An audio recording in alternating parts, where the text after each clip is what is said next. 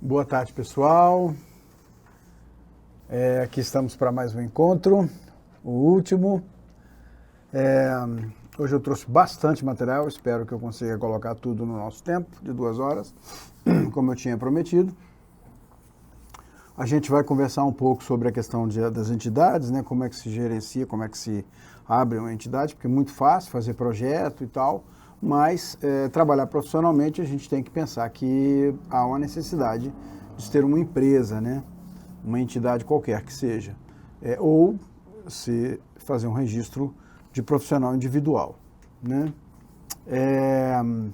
Então eu vou fazer em dois momentos hoje, tá? Eu vou fazer um momento hoje de conteúdo teórico, onde eu vou explicar o funcionamento das empresas, definições, entendeu? É bem introdutório para que vocês possam ter um pensamento e para que vocês possam, num futuro breve, tomar devidas decisões, né?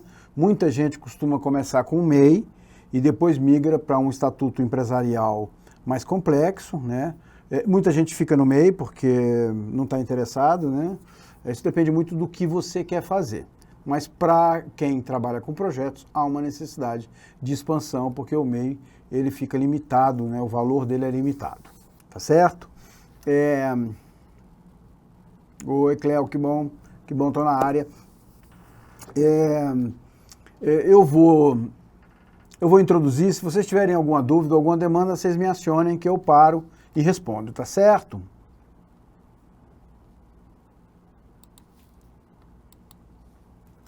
Então, hoje eu vou tratar especificamente da gestão das entidades, né? Como é que funciona, como é que você... Primeiro, assim, o que são as entidades, na realidade, né? Para que você possa pensar nesse conceito de gestão, você tem que pensar o que é, tá? Então, o termo gestão, né, de entidade cultural, no caso, um termo de gestão cultural, é relativamente recente no cenário cultural brasileiro, tá? Quando eu estou falando recente, 20 anos, 20 e poucos anos, tá? E a princípio pode ser entendido como um conjunto de procedimentos, né, administrativos e operacionais que pressupõe a gerência de processos no campo da cultura e da arte, tá? Mas pode ir um pouco além disso, tá certo? Eu posso fazer a gestão de um espaço cultural. Sim, é gestão, mesmo que ele não tenha um CNPJ, vamos dizer assim, um registro específico, não deixa de ser uma gestão cultural, tá certo? Se você tem, por exemplo, numa escola uma atividade cultural e você faz a gestão desse espaço, sim, também é uma gestão cultural. Se você é um profissional técnico da área cultural, né, por exemplo, na nossa área do audiovisual, e você faz direção de fotografia, você é um gestor cultural, tá certo? Porque você está sempre gerindo alguma coisa. Toda unidade que possua uma gestão, uma organização estrutural e uma finalidade pode ser denominada entidade cultural, tá? Então, a partir do momento que você tem que gerenciar ali, né, uma atividade que tenha uma relação com cultura, sim, é uma entidade cultural, tá certo? Um artista pode ser considerado uma entidade cultural, né? Deve ser considerado como uma entidade cultural, tá certo? É só para vocês entenderem isso, tá? Agora vamos falar legalmente. Legalmente, né, a título de registro, né? Eu estou falando a nível de registro legal, né? Nós temos vários tipos de entidades, né? Nós temos, vocês já devem ter escutado essas palavras que eu vou citar aqui várias vezes. Nós temos as estatais, as autarquias, as paraestatais, as empresas públicas, né? As fundações, os institutos, as ONGs, né? E serviços sociais autônomos, tá certo? Essa primeira, estatais, autarquias, paraestatais e empresas públicas são todas empresas, entidades ligadas ao governo, ao poder público, tá certo? Depois tem as fundações, os institutos e as ONGs, né, as ONGs, que não têm uma relação diretamente com o poder público, mas elas são entidades registradas, a maioria delas não tem fins lucrativos, tá? Lá em cima não, algumas empresas públicas podem ter e outras não, tá certo? Essa questão de fins lucrativos, ela é um assunto importante, porque você pode ter uma entidade que a entidade não tenha fins lucrativos, mas ela pode remunerar as pessoas que estão trabalhando na entidade e nos devidos projetos culturais, tá certo? A entidade mesmo é que ela não visa o lucro, tá? E você também, aí então, que é onde a gente vai chegar, tem as entidades que têm fins lucrativos, que são as empresas, a firma, né?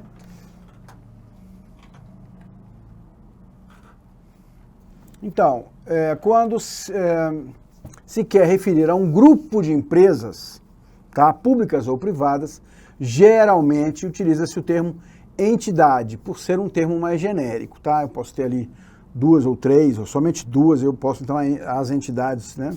Mas a entidade, ela se diferencia de um órgão, tá? Eu posso ter uma entidade com 3 órgãos, por exemplo, né? Ou 3 departamentos, tá? Então, tendo em vista que um órgão não existe sozinho, né? Pois ele não tem personalidade jurídica autônoma. Eu vou explicar aqui, caso a caso das entidades, o que seria uma personalidade jurídica para cada uma, né? Porque é muito fácil a gente falar, fulano é MEI, é MEI. Você sabe o que quer dizer quando ele está falando que ele é MEI? Qual é a personalidade jurídica e fiscal do MEI, né? O que é exatamente, até onde você pode ir, o que você pode fazer, o que você não pode fazer, né? Eu vejo muita gente que já tem registro de MEI e não sabe o que ele é, na realidade, né? Então, fazendo esse balanço, né, de entidade e empresa, são organizações econômicas civil ou comercial constituídas para explorar um ramo de negócio e oferecer ao mercado bens ou serviços, tá? Então, essa é a diferença aí das entidades. Uma empresa, ela é uma organização econômica, tá? Ela é civil, tá certo? E ela é comercial. Ou ela pode ser as duas ou pode ser uma das duas, desculpa, né? E ela é constituída para explorar um ramo de negócio específico, tá certo? Oferecer ao mercado um serviço ou um bens. No caso nosso da cultura, normalmente a gente oferece serviços culturais ou bens culturais, né? Um pintor que pinta quadros, né, ele pode ser considerado, né, ele é, na realidade, né, uma empresa, vamos dizer assim, né, que oferece um bem cultural, tá certo? E uma banda é uma empresa que oferece um serviço cultural e um bem cultural, porque a música passa a ser um bem cultural. O filme, ele é um bem cultural, tá? É importante entender esse conceito, né? Eu tenho uma empresa que exibe peças de teatro, então eu tenho um teatro e a minha empresa exibe as peças. Eu estou fazendo um serviço de exibição de peças. Eu não tenho bem, mas eu exibo o bem dos outros, vamos dizer assim, tá? Então, a empresa é isso, tá? É uma entidade jurídica, tá? E aí, quando fala jurídico, há necessidade de fazer igual uma pessoa quando nasce, uma certidão de nascimento, né? Registro, um contrato social, no caso, se é uma sociedade, etc, tá?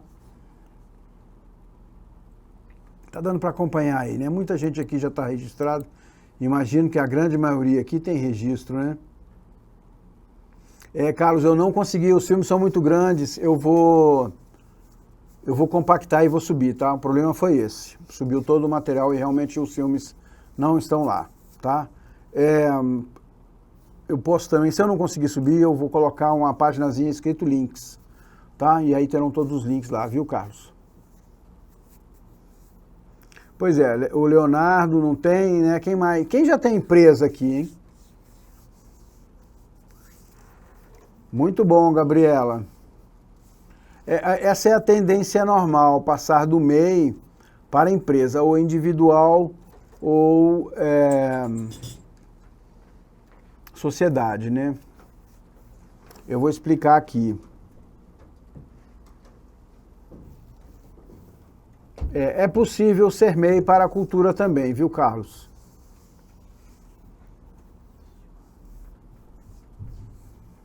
E pode sair, viu, João? Pode sair da informalidade.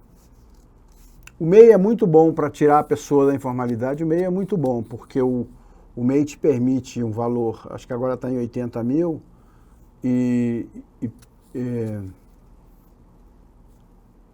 deixa eu ver se eu tenho aqui, viu? Viu, Agripino? Que eu acho que eu não trouxe, mas a documentação não está mais aqui. Mas a gente podia pedir para o Carlos repostar aqui, tá? O link. Eu acho que eu não tenho mais. Ah, não, tenho sim.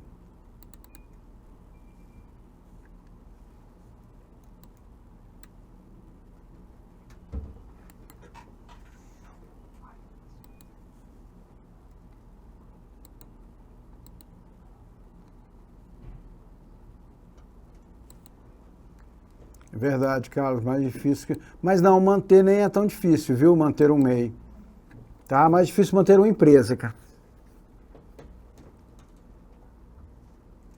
Sim, Silvia, as legendas são um recurso de acessibilidade. O problema é que ela é obrigatória hoje, né? Pela legislação, é obrigatório a legenda...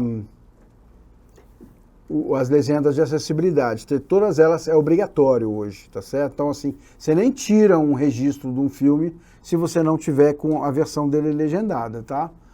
Então, assim, não é uma acessibilidade que vai te pontuar muito bem lá na Lei Rouanet, tá certo? Moçada, vamos fazer um print? Hora do print aí, botar todo mundo na carinha de fora aí, todo mundo com cara boa, sexta-feira, véspera de carnaval. Tirou meu som? Faltou o papelzinho aqui para eu...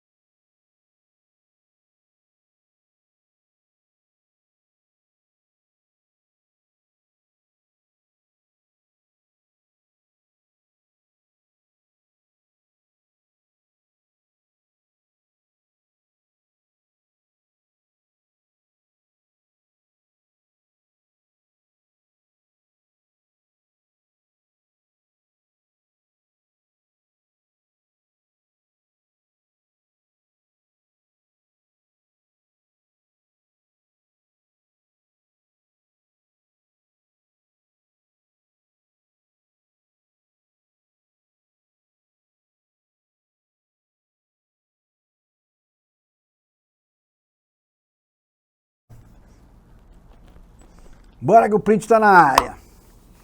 É que a gente está em clima de carnaval aqui, moçada. E falando em carnaval, eu quero lembrar a vocês que essa é uma parceria do Instituto Ladainha, da Secretaria de Estado de Cultura e Economia Criativa do Distrito Federal. Tá? A gente está aqui graças a eles. Espero que essa aula e esse curso, essa oficina, ajude vocês a criar um foco nesse conceito de vamos botar projetos, vamos captar recursos, tá? Eu pessoalmente estou muito positivo com esse ano de 2023 aí, com a série de fundos, né, que estão saindo e vão aparecer muitos editais. Pena que o curso foi tão cedo, para a gente não ter um edital aberto, assim, a gente só tem aquele que eu já mostrei para vocês, do BB, né, do Banco do Brasil. Mas vai ter edital do MINC, vai ter edital da Ancine, vai ter edital municipal aí, nossa, que vai ter muito edital. Inclusive, vocês têm aí meu contato, se precisar, me manda um e-mail ou me manda um WhatsApp e eu dou uma força, tá, gente? Deixa eu responder aqui antes de continuar. Lá em cima, Silvia, sim, se você pode fazer um filme, depois, a prestação de contas em relação ao produto, a prestação de contas só tem uma relação com o dinheiro. Ah, eu recebi X e presto conta ao meu patrocinador ou financiador, tá?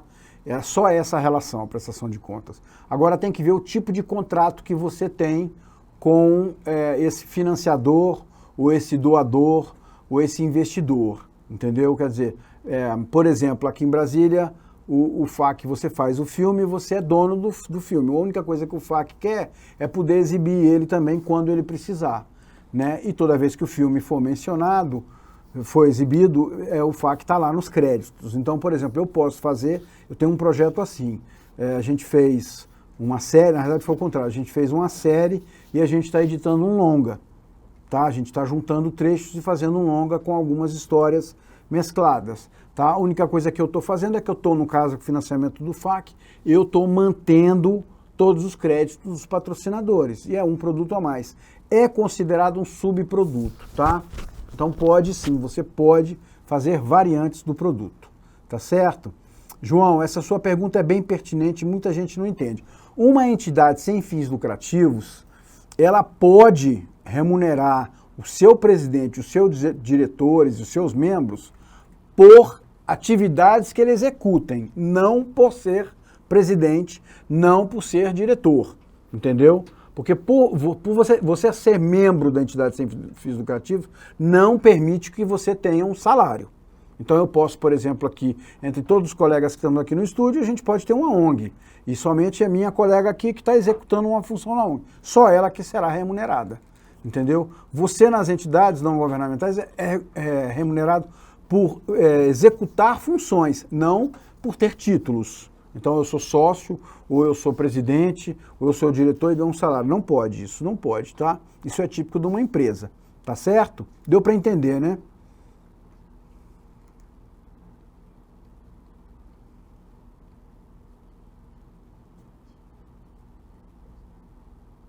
Eu vou mandar todas as aulas aqui já já, tá? Viu, Carlos? Mando tudo que eu tenho aqui, mas o pessoal tá mandando.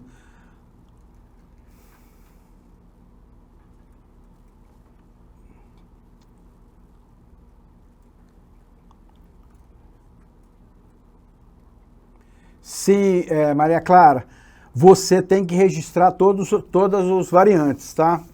Você pode fazer registro a registro, então você pode registrar, hoje você registra o livro, né, por exemplo, a obra do livro, mesmo não publicada, você registrou. Aí você juntou com um outro parceiro e resolveu escrever um roteiro. Você vai lá, vocês dois registram o roteiro, entendeu? Ah, depois a gente extraiu uma história de dentro do livro e fez uma história em quadrinhos. Você registra a história em quadrinhos. E assim por diante, tá? O ideal é que você tenha registro para cada produto, tá certo?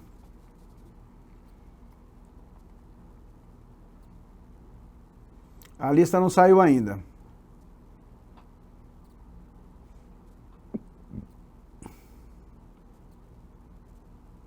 Você não pode propor projetos e se abster de remuneração. Isso aí, em compensação, é o contrário. Isso aí serve para todo mundo. Você imagina o seguinte, você vai fazer um projeto cultural e você escreve, gasta o tempo e etc. e não remunera? Aí eu estou falando pessoa física e pessoa jurídica. É passível de ser retirado do certame. Você pode ser eliminado do edital se você não está sendo remunerado, entendeu? Viu, João? É importante, tá? Importantíssimo, senhor. Eu já vi empresas grandes serem eliminadas do certame porque esqueceram de colocar a sua remuneração, tá? Então não pode, a empresa tem que ganhar ali, nem que seja, bom, aí depende do edital, né, mas ela tem que ganhar ali 10%, 5% ou um salário, mas ela tem que ganhar, quem trabalha tem que receber, tá certo? E respondendo, registro de marca é diferente do registro autoral, tá certo? O registro de marca é feito no INPI, tá? É um processo longo e demorado, porque tem consultas internacionais, etc. Não tem nada a ver com o registro da Biblioteca Nacional. Na Biblioteca Nacional, gente, a gente registra conteúdo, no nosso caso, conteúdo autoral, cultural autoral. Então você não está registrando o roteiro, você está registrando um roteiro, tá certo? Agora, quando eu estou registrando a minha empresa XYZ, eu estou registrando uma empresa especificamente de produção que tem aquele símbolo. Então aquele símbolo tem que ser único, há uma pesquisa longa para saber se aquele símbolo ele tem unidade, entendeu? Então é diferente, tá?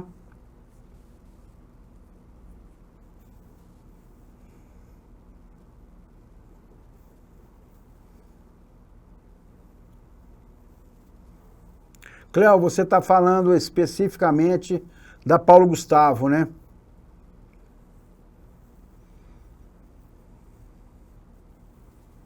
Sim, há um trâmite agora que é entre o federal e o estadual. Então, há necessidade, não sei se é um conselho exatamente, há uma diretriz, e se não me engano, a secretaria tem que cumprir uma série de requisitos para poder receber a verba. Entre elas é ter conselho de cultura, ter definido o que vai fazer, ter uma proposta definida o que vai fazer com a verba, entendeu? Porque não é para qualquer coisa, está ali marcado, então ela tem que respeitar aqueles itens ali. É um processo burocrático, demanda um tempo ali, mas sim, há a necessidade de se fazer isso. Eu não vejo, tem muita gente pessimista aí falando, né? Eu não vejo em perder, tá? Eu não vejo em perder. Eu vejo assim, alguns estados serão mais ágeis e alguns municípios serão mais ágeis que outros. Eu tenho acompanhado, como a gente ontem fez um bom acompanhamento, né? Parabéns quem levantou ali Roraima, né? Foi Roraima, Acre. Levantamos até o Acre ontem e eu fiquei bem satisfeito de ver que tem um andamento bacana, né? Eu estou vendo alguns estados mais ágeis que outros, né? Por exemplo, aqui em Brasília já existe um Conselho de Cultura. Eles lançaram agora aqui em Brasília uma consulta pública para a comunidade dar opinião em relação ao que deve ser. Por exemplo, aquela verba de cinema lá, vão fazer quantos longas, fazem curtas, fazem o que quer, o que a comunidade cultural quer, entendeu? Em compensação, eu vejo outros estados que agora que estão publicando, a gente até viu ontem no edital um estado que eu não lembro qual era, agora que está publicando chamamento para constituir o conselho, entendeu? Então, sim, o orçamento participativo. Não é bem o orçamento, né, Rafaela? Porque o valor já está definido, a gestão desse orçamento. Porque os valores, como eu já mostrei para vocês, eles estão definidos por essa regrinha aqui, tá? Não foge disso aqui não, viu? Há uma majoração aí porque aumentou, né? Entrou um pouco mais de dinheiro, mas o valor é isso aqui. Então, o Distrito Federal aqui vai ter essa verba aqui, está tão insatisfeito, com licença, aguente-se, mas é esse valor que vai ter aqui para o Distrito Federal, tá? Em compensação, o ano que vem pode haver uma outra organização desse orçamento, né? Devido a exatamente essa questão participativa aí. Tá certo?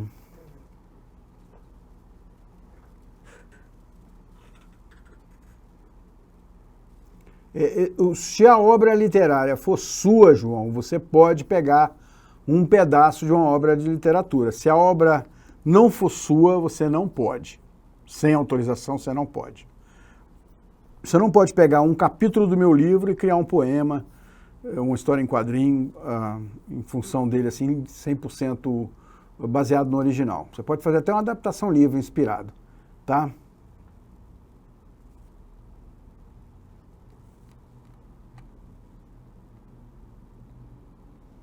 Cléo, tem alguns casos, qual é o seu estado, sua cidade?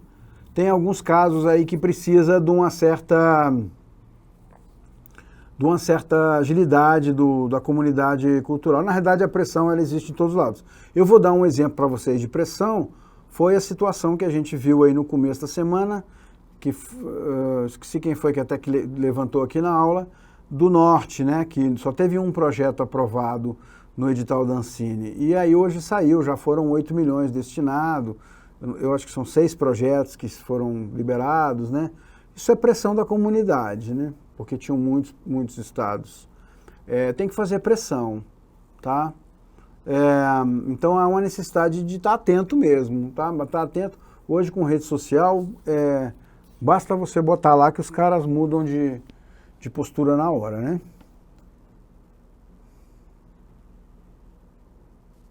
O registro é quando você faz já o canal, né? Se você criou um canal no YouTube, você registrou ele já, tá?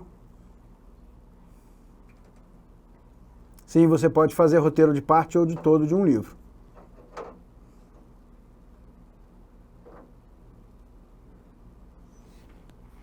Tem que sondar e descobrir em que estado tá, viu, Cléo, a burocracia.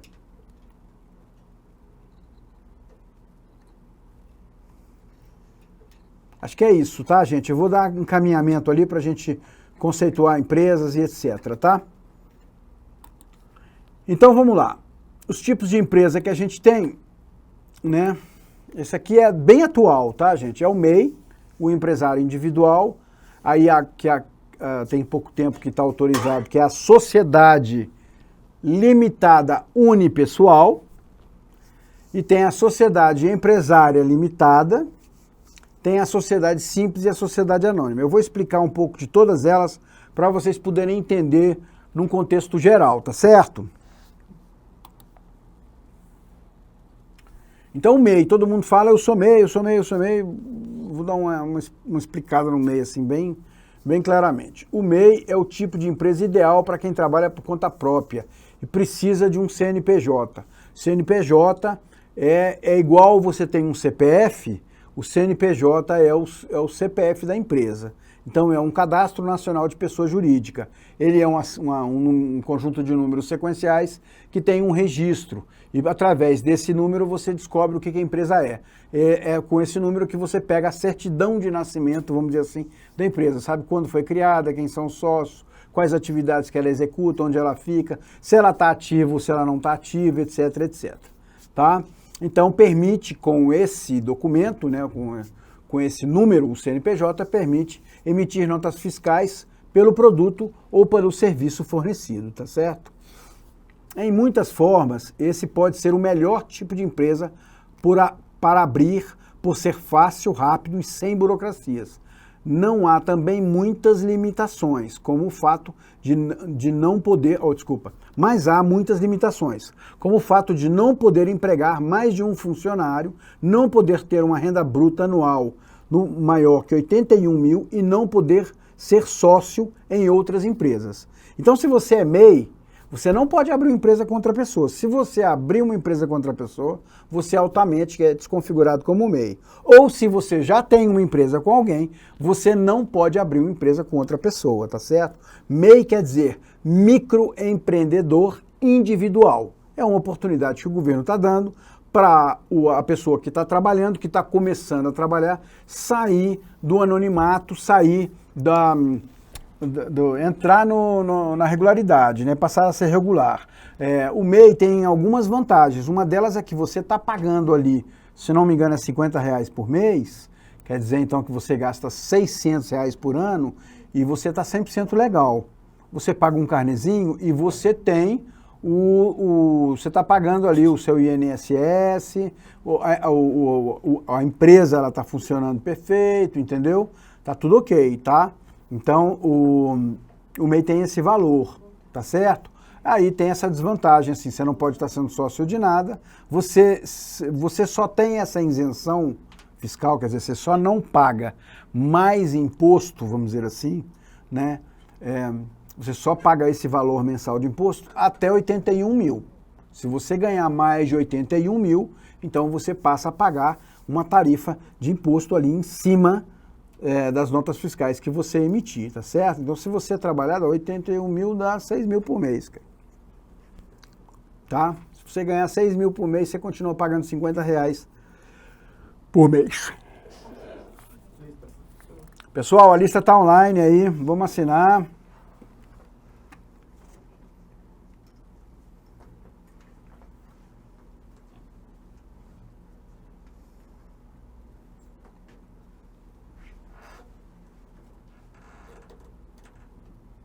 Silvia, normalmente o autor de uma obra, ele ganha um valor por obra.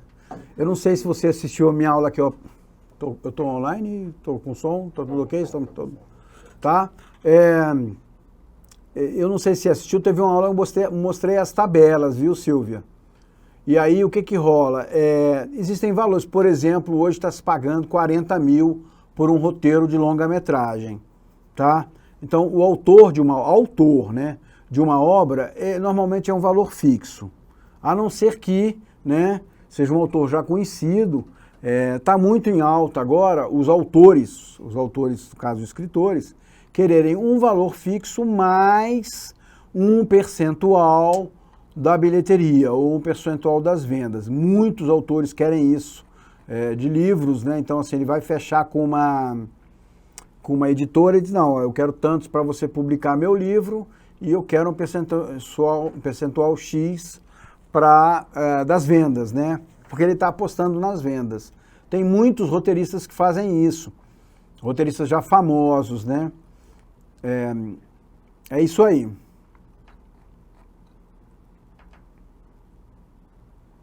É isso mesmo, viu, João? Benefício de um salário, no caso, para o MEI, né?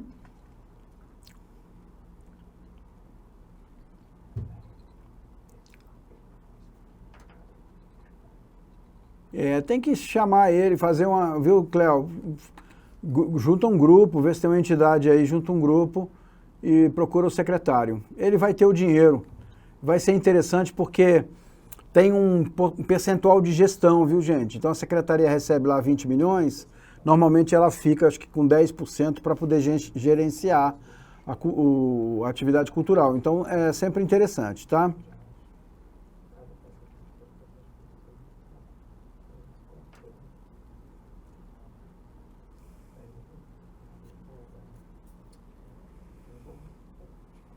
Aí não sei te dizer, viu, Carlos? Eu sei que esse é o último curso do circuito, tá? Mas com certeza estaremos de volta aí com a versão 2, tá? Ao longo de 2023 haverão outros cursos, com certeza, tá? Bom, voltando lá então. As empresas que atendem a esses requisitos e cujas atividades são permitidas no MEI, tem uma tabela de atividades no MEI, tá? Eu vou explicar isso também. Ser um microempreendedor individual tem muitas vantagens, principalmente na hora de pagar os tributos, né? Que é feita em uma única guia e tem valores menores que os de outras opções. Então, assim, se você imaginar que você está pagando R$50 todo mês de MEI ali e você pode estar ganhando 6 mil por mês, né? Não chega às tarifas mais baixas das empresas mais econômicas, nem pelo modelo simples, tá? Então realmente é muito vantajoso. É um pontapé inicial muito bom. O MEI na nossa área de cultura, ele é um pouco limitado, não são todas as funções que o MEI executa. Esse é o grande problema do MEI na nossa área, tá? Você pode ser MEI como editor, como filmmaker, mas você não pode ser MEI, por exemplo, como diretor. Ou como roteirista você não pode ser MEI, tá certo? Ele pode ter cadastro também junto a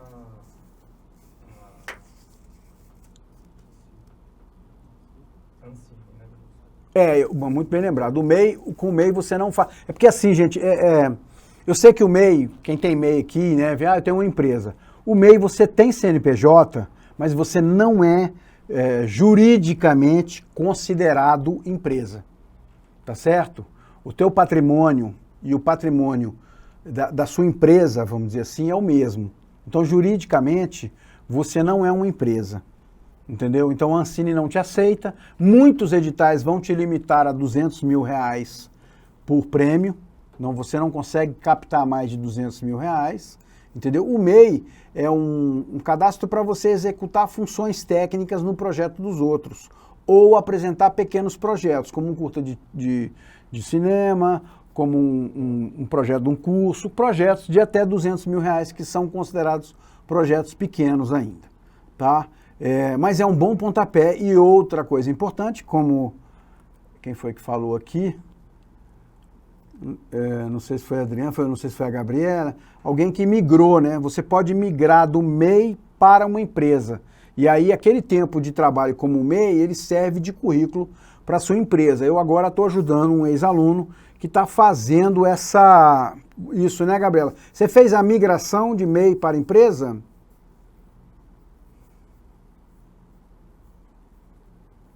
Pois é, e é muito bom. Aqui em Brasília eu tenho ajudado vários alunos, porque eu incentivo muito o MEI. Eu incentivo logo o MEI. Quer começar a trabalhar o MEI, sabe por quê, gente? Porque assim, ninguém quer contratar e não pagar imposto. Você tem que pagar imposto, você tem que emitir nota. Eu vou te contratar, você tem que me emitir uma nota. E o MEI, acho que a lista já rolou, viu? A primeira versão.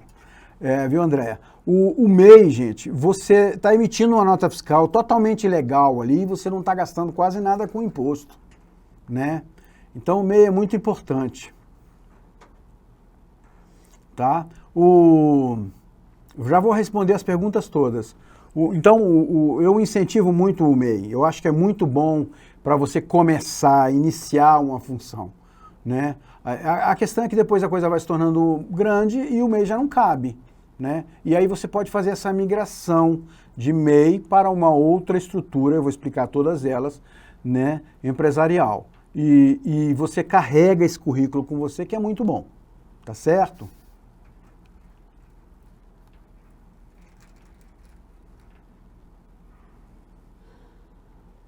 Sim, Cléo, é assim, ó, a Ancine, ela não tem esse negócio de 2 anos, viu, pessoal? Se vocês abrirem agora uma empresa de cinema, uma produtora de cinema, amanhã vocês podem ir lá e fazer registro na Ancine, tá? O problema é que você vai começar na Ancine com registro 1 lá, 1 ponto, do mais baixo. Conforme você vai fazendo produtos, você vai ganhando pontos, entendeu? Então você pode abrir e usar o seu currículo pessoal também, o currículo dos sócios da empresa, para poder agregar a sua empresa, entendeu? Mas você pode, não tem isso igual tem aqui o FAQ, ou igual em muitos lugares, a maioria dos lugares exigem 2 anos de atividade, 1 ano de atividade, que você comprove que você está na área, né?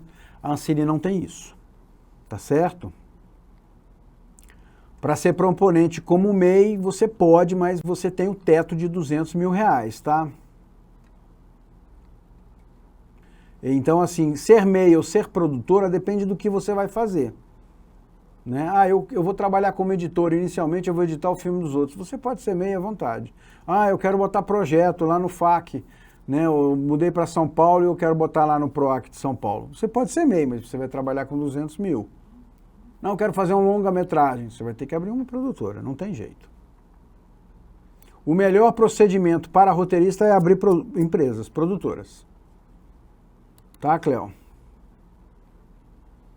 Os roteiristas têm que abrir porque não tem como emitir uma nota de roteiro no MEI, tá? Tem muito grupos, né, de roteiristas, que o pessoal chama sala de roteiristas, tem muita galera se juntando, abrindo uma empresa em comum, porque permite que eles emitam nota e divide os custos da empresa, porque realmente é um pouco mais caro com uma empresa, né? Porque você paga aí um contador, você acaba tendo que pagar um contador, as notas já são mais caras. Então você junta ali 3, 4 pessoas e monta uma sala de roteiristas, monta uma empresa e você faz assessoria de roteiro e venda de roteiro e desenvolvimento de projeto, etc. Tá?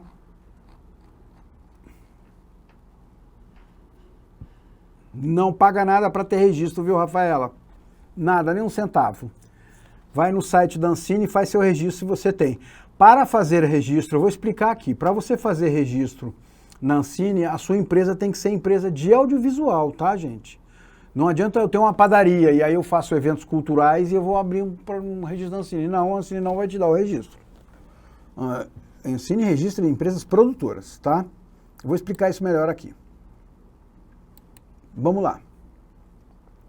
Falamos do MEI, né? Então agora, ó, o empresário individual, que é o EI, né? A empresa individual não necessita de sócios, inclusive quem abre esse tipo de empresa não é sócio dela, e sim único proprietário. E por isso o nome do negócio precisa ser o mesmo do seu dono, exceto pelo nome fantasia, tá? Então, a minha empresa se chamaria Márcio Duro Moraes, tá certo? Mas eu posso botar o nome fantasia que eu quiser, mas o nome da empresa é o meu nome, tá? Por causa disso, o empreendedor de uma EI não pode separar seus bens pessoais da empresa, o que significa que seus patrimônios podem ser tomados caso de dívidas empresariais. Então você pode sim abrir uma empresa individual, uma empresa individual pode já movimentar mais recursos, etc, etc, tá? Mas ele tem essas limitações aqui, tá certo? Então assim, muita gente não faz por causa disso, porque você não é sócio da empresa, você é a empresa. Tá? Na realidade, o MEI ele é uma variante do empresário individual. Ele é um microempresário individual. Então, teve uma série de recursos que foi dado para virar um microempresário individual. Tá bom? Depois a gente tem a sociedade limitada unipessoal. Essa é uma novidade de um tempo para cá, o tempo estava querendo. A sociedade limitada unipessoal faz parte do grupo de sociedades limitadas.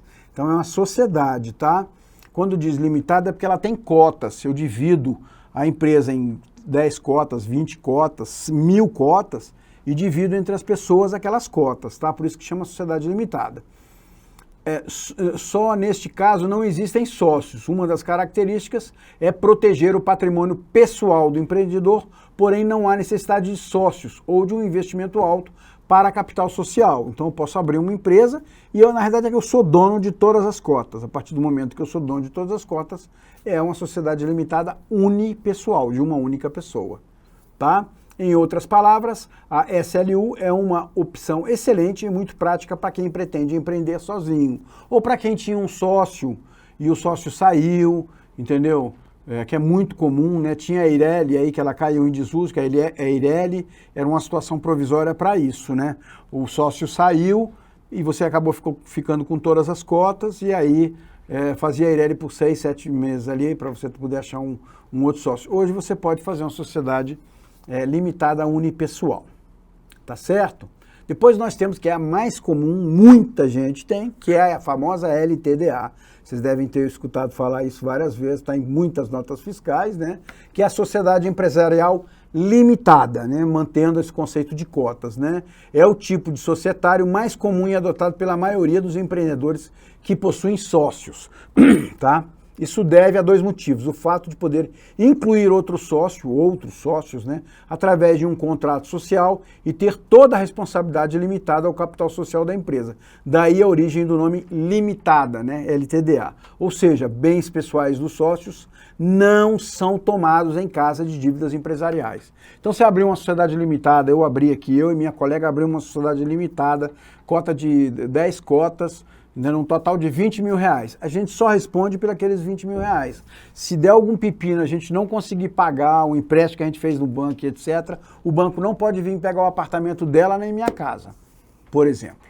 Entendeu? Fica limitado à empresa, tá certo? Por isso que chama limitado. É limitado àquele número de cotas ali, tá? Outro motivo da popularidade da sociedade limitada é que, com o contrato social, os sócios têm o poder de tomar toda e qualquer tipo de decisão que forma uma empresa, como a responsabilidade de cada um deles dentro dela. E as cotas de cada um possui e ainda podem entrar e sair à vontade, contando que o contrato social seja alterado. Então eu posso, ela cansou, passou num concurso público e quer ir embora, ela pega e vende as cotas dela para ele ou repassa para mim, entendeu? Subdivide as cotas, eu agora não quero mais ser sócio majoritário, então passo as cotas, a maioria das minhas cotas para lá e assim por diante, entendeu? Então é assim que funciona, tá? Limitada. É realmente o melhor modelo para a sociedade, né? O que mais cresce atualmente aí é o limitado.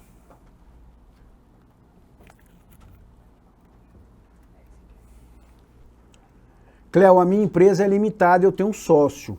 Eu atualmente vou fazer a migração para a unipessoal. Meu sócio passou num concurso e vai sair da empresa. E como eu estou sem outra pessoa de sócio, eu vou passar a sociedade para unipessoal. Tá certo? Minha empresa tem quase 40 anos. Empresa pequena, eu sou limitado desde o nascimento. Tá? E agora eu vou migrar para unipessoal. É isso. Agora vamos para as sociedades, a SA, a famosa SA, né? Que muita gente conhece. São para empresas maiores, esses 2 modelos que eu vou explicar aqui são para empresas maiores, eu vou explicar, tá? A sociedade simples, né? Essa aqui é a simples, SS, desculpa. O tipo de empresa é recomendado para exercer atividades intelectuais, como médicos, dentistas, advogados, arquitetos, contadores. São as sociedades, são sociedades com outra finalidade, vamos dizer assim, maiores, né? Não que você não possa ter uma sociedade, uma produtora SS, tá? Nem SA. Pois além de ser uma empresa de prestação de serviço, é geralmente composta por 2 ou mais sócios do mesmo ramo, cuja finalidade é a mesma para o seu negócio. Normalmente essas empresas têm muitos sócios. Aqui a gente falei 2 ou 3, né? 2 ou mais, mas pode ser 10, 15, 20 sócios, tá? Dentro da sociedade simples existe ainda 2 modalidades, que é a sociedade simples limitada e a sociedade simples pura. Tá? A simples pura não conta com separação de bens de sócios com o patrimônio da empresa, né? Igual o empresário individual. Então o cara, na realidade, ele está colocando o patrimônio dele na sociedade. Então ele tem um apartamento, ele valoriza o apartamento e ele entra como cota da sociedade para a sociedade ter valores de bens, tá certo? E a sociedade limitada, simples limitada, ela conta com essa separação e permite que o patrimônio pessoal do sócio seja tomado, tá? Então é isso, tá? Existe essa separação aí para proteger o patrimônio dos sócios, tá certo? Bem simplificando, é assim, você não vai fazer grandes contratos com grandes empresas se você não tiver uma proteção, vamos dizer assim, uma garantia.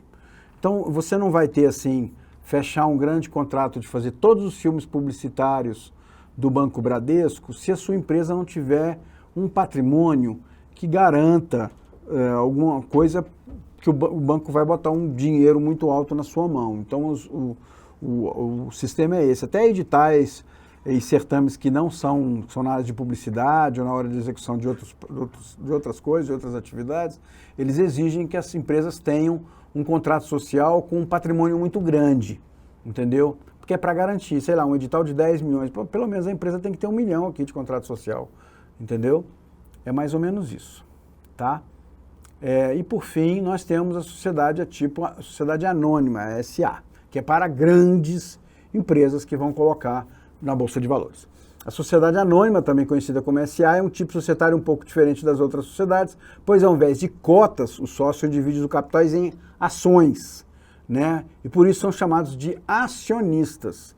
Por causa dessa característica, os acionistas têm liberdade de comprar e vender ações, algo normalmente visto em grandes corporações, tá? Além disso, as SA são divididas em duas modalidades, capital aberto e capital fechado, né? O capital aberto vende suas ações na Bolsa de Valores, e o capital fechado não vende ações para o público em geral, e sim para outros sócios já envolvidos ou então convidados.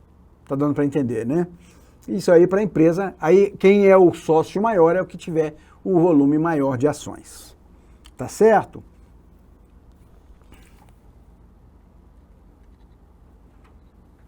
Tem problema não, gente, vocês assinam a lista no segundo horário, tá? Fica tranquilo.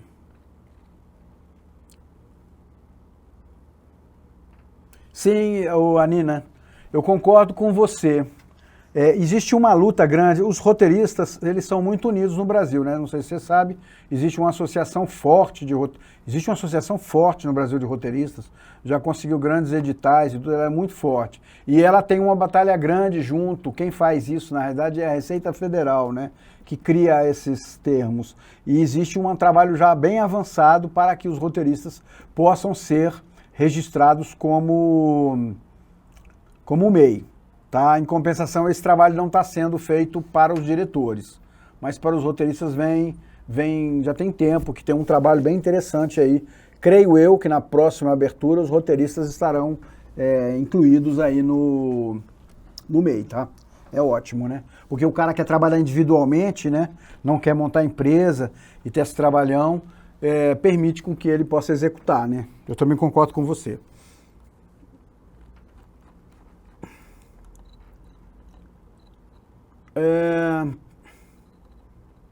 É isso, deu para dar uma entendida aí, né? Na realidade é só uma nomenclatura, tá, gente? Essa questão é só para saber isso aqui, ó. Se você for lá registrar saber conhecer uma empresa, você vai tirar um cartão de CNPJ.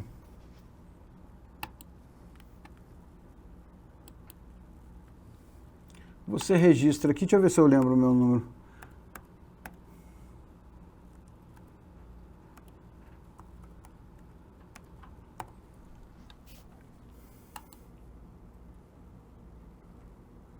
É porque eu não coloquei aqui, eu sou humano.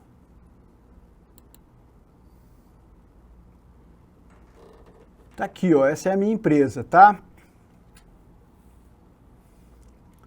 Então, MD Entretenimentos LTDA, vejam que é LTDA, tá? Esse é o CNPJ, esse aqui é a certidão dela, tá? Aqui está o endereço dela, você vê que essas coisas são públicas. Basta ter o número da empresa, tá?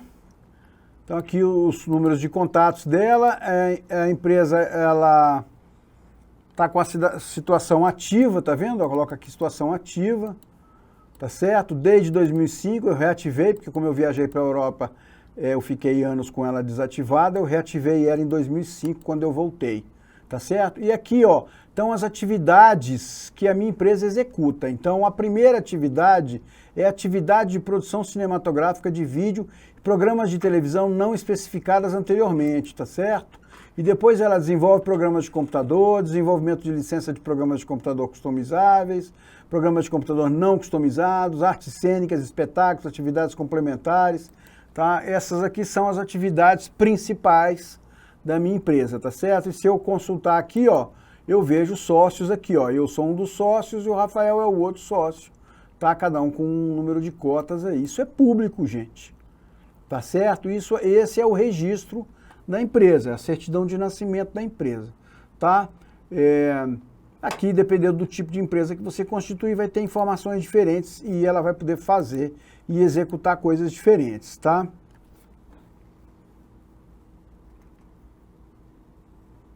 Aqui no Brasil tá triste essa questão do artista ainda. Não sai, eu nem vou colocar somente o roteirista. Seguro, banco, né, empréstimo, a gente ainda está muito atrasado com o conceito do que é o artista, né? Eu estou apostando que nos próximos anos, na próxima década, a gente vai dar uma evoluída, assim. Tem países muito avançados, né? Que protegem muito, que valorizam, né, o artista, porque aqui o artista em geral não é valorizado. Essa é uma realidade séria, viu, Cris?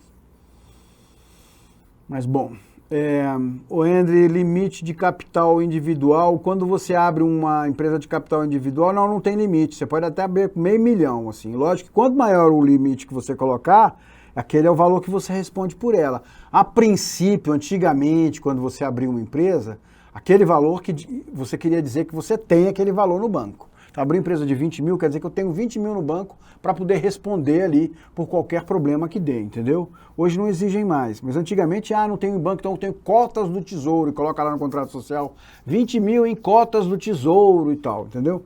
Isso não existe mais, isso era antigamente.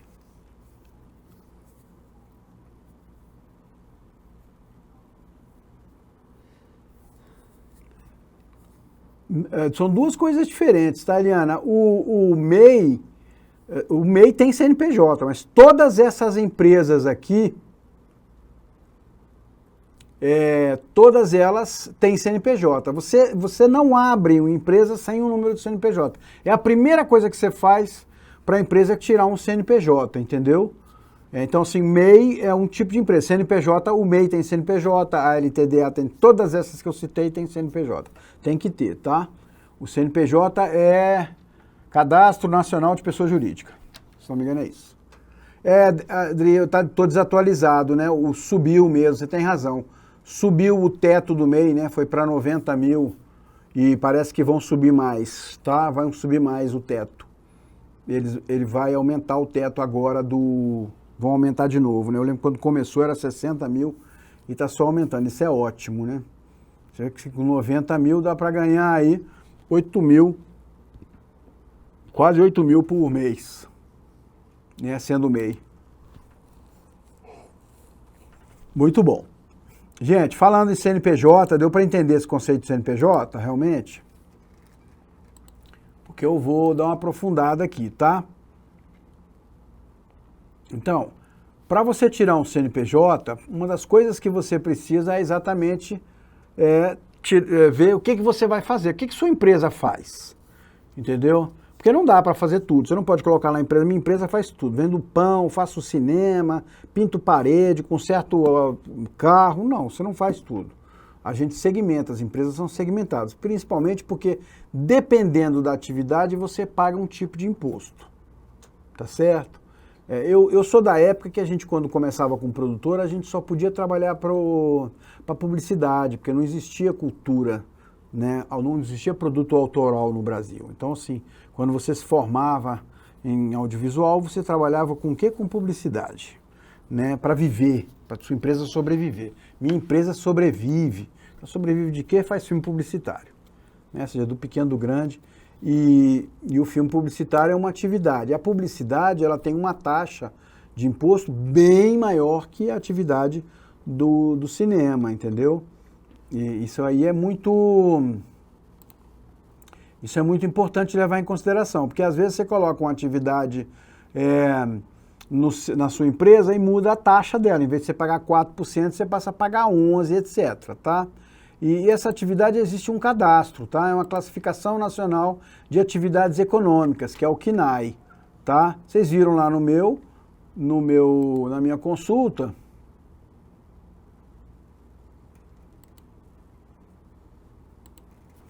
Vocês viram na minha consulta que tem lá os CNAEs, né?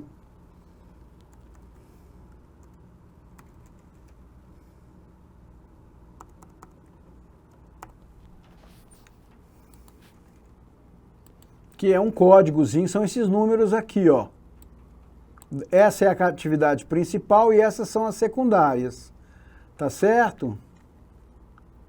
E aqui está a minha descrição, a Sociedade Empresarial Limitada. Eu vou migrar daqui de Sociedade Empresarial Unipessoal. E eu vou agora acrescentar mais atividades aqui, entendeu? Mas a minha atividade principal continua sendo essa, tá?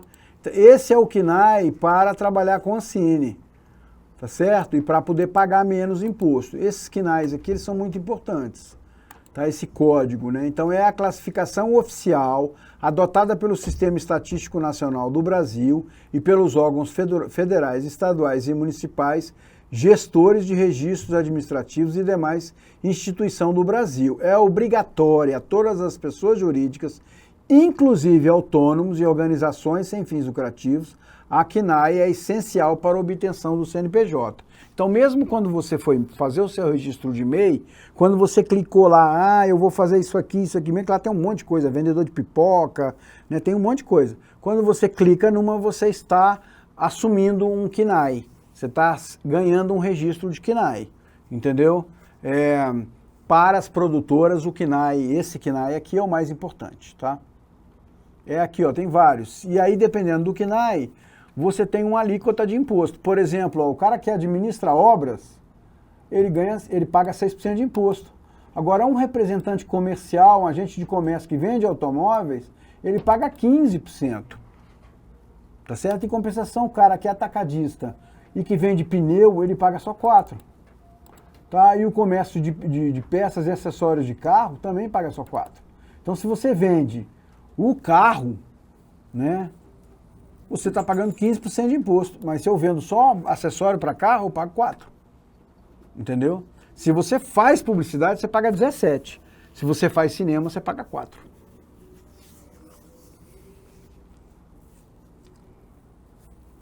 Entendeu?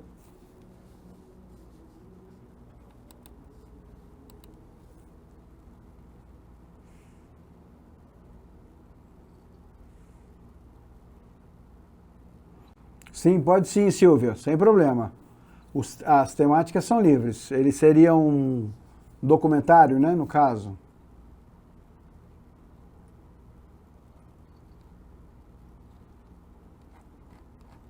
Mas pode sim.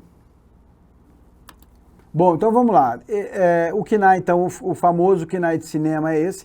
A Ancine hoje está aceitando mais 2, que é o estúdio de cinema e de televisão. Se você tem um estúdio, você pode fazer registro Ancine. E ela está aceitando um CNAE que faz filmes de publicidade também, tá? Ela aceita.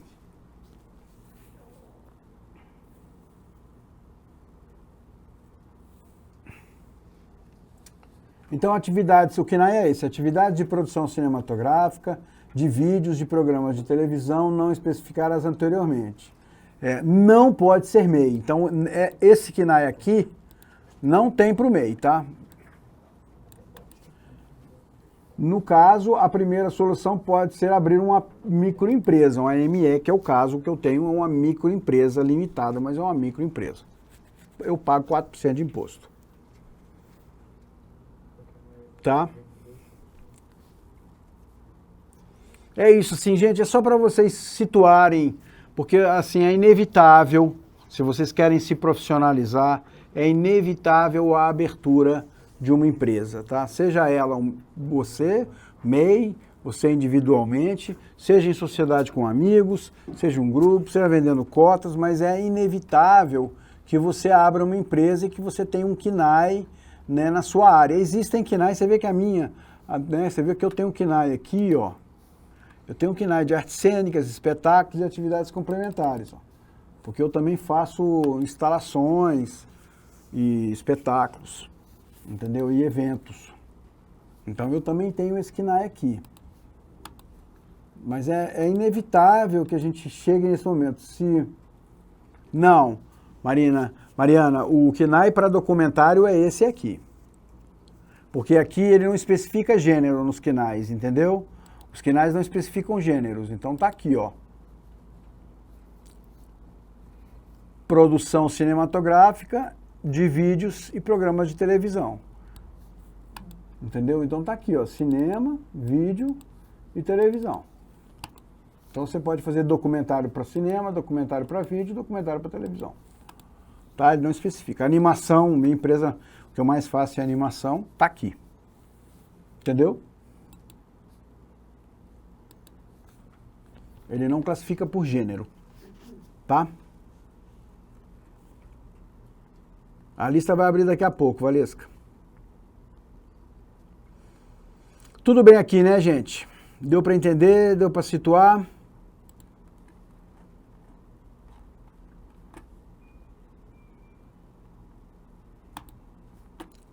Eu quero mostrar, então, eu vou passar para esquecer um pouquinho essa burocracia e vou voltar lá na questão dos projetos e fazer vocês entenderem assim, bom, aí você fez um projeto lá, ganhou uma autorização de captação, por exemplo, né, na Lei Rouanet, e o que você vai fazer? Você vai correr atrás de pegar o seu prêmio. Ou você ganhou 500 mil, mas precisa de mais 500 mil para fazer o seu filme, né?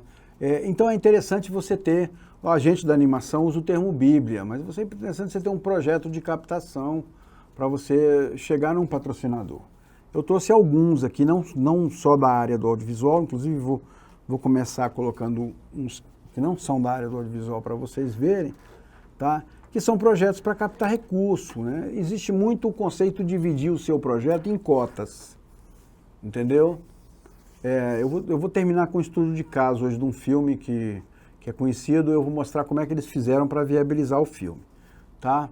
Mas aqui eu vou trazer alguns projetos. Então, o cara divide em cotas de patrocínio, tá? Então, esse é o Instituto de Arte Contemporânea do Rio Preto, tá certo? Apresenta os principais atividades e eventos que ele executa, o perfil dos visitantes dele, tá? Né? Apresenta os objetivos, isso é uma instituição não governamental, é uma ONG, tá, gente? E aí, aqui, ó, o valor que eles gastam anualmente para sobreviver. Eles gastam, isso é antigo, tá? Esse é de antes da pandemia.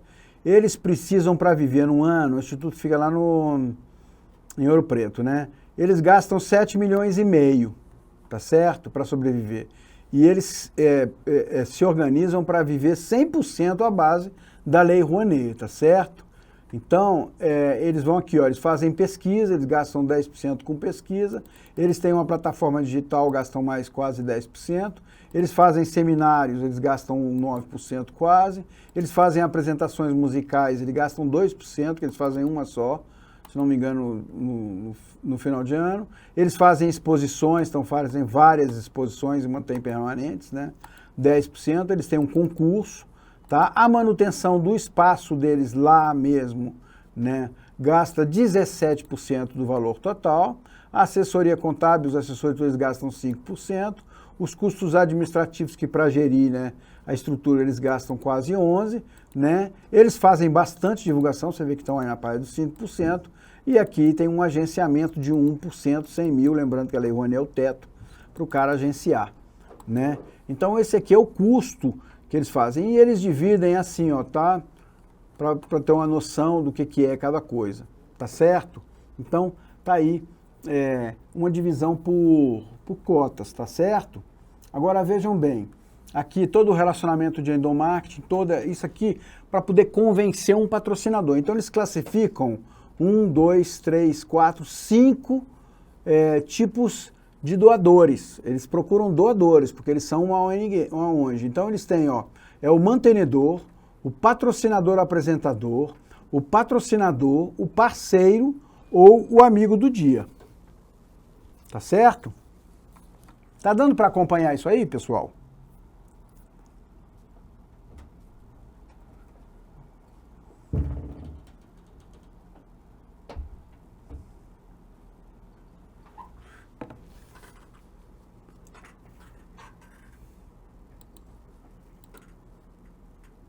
Certinho, né? Então vamos lá. Esse bem bolado aqui foi a gente que fez para manter o Instituto em um ano, tá? Então a gente não está inventando nada, viu, gente? Nós não estamos inventando nada, né? Isso aqui é até muito antigo. Você divide em cotas. Então eu preciso de 7 milhões e meio, eu vou dividir em cotas. Então ele está dividindo 2 cotas de 2 milhões, 2 cotas de 1,5 milhão, entendeu? 4 cotas de até 1 milhão, 6 cotas de até meio milhão e doações de pessoas físicas que pode ser qualquer valor. Entendeu? E aqui eles estão dando o retorno que tem. Então, quem é o mantenedor que mantém todas as cotas, ó, ele tem tudo, tá? Tudo. A visibilidade toda é deles, do mantenedor, tudo é deles, tá? A parte educacional e responsabilidade social é deles, tudo é deles, ó, tudo. Eles têm tudo, todo. A cota deles é tipo a cota ouro, entendeu? Eles dão 2 milhões, eles só aceitam 2 cotas. Tá?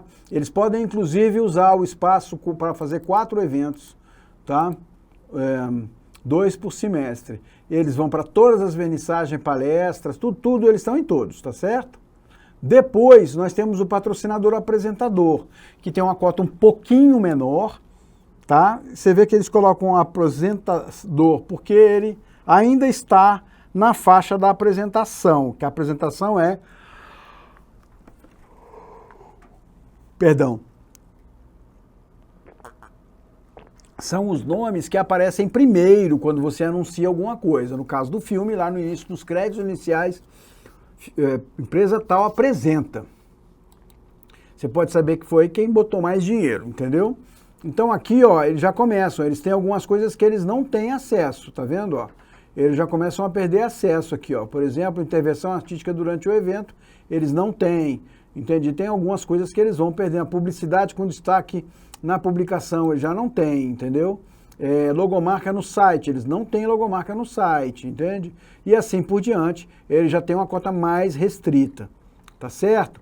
E assim por diante, em função do tipo de patrocinador, ele vai diminuindo as cotas até chegar na pessoa física que faz uma doação. Ela, na realidade, só tem convite para todas as vernissagens, ela tem ingresso para todos os eventos do Instituto, ela tem descontos na utilização do espaço, né? E ela tem agradecimentos em página especial do site, do material publicitário, uma logomarca lá com menor visibilidade, mas tem, com o nome do cara, convite para exposições educacionais, né? Vagas nos seminários, né? E ela tem o recebimento dos relatórios, lógico, e ela tem boletins informativos mensais, tá? Então, tipo, assim, esse modelo aqui, ele não foi inventado aqui, tá, gente? Muita gente faz aquele clássico, patrocinador ouro, patrocinador prata, patrocinador bronze, entendeu? E divide em 3 maneiras. Um dá metade da cota, o outro dá um valor menor, entendeu?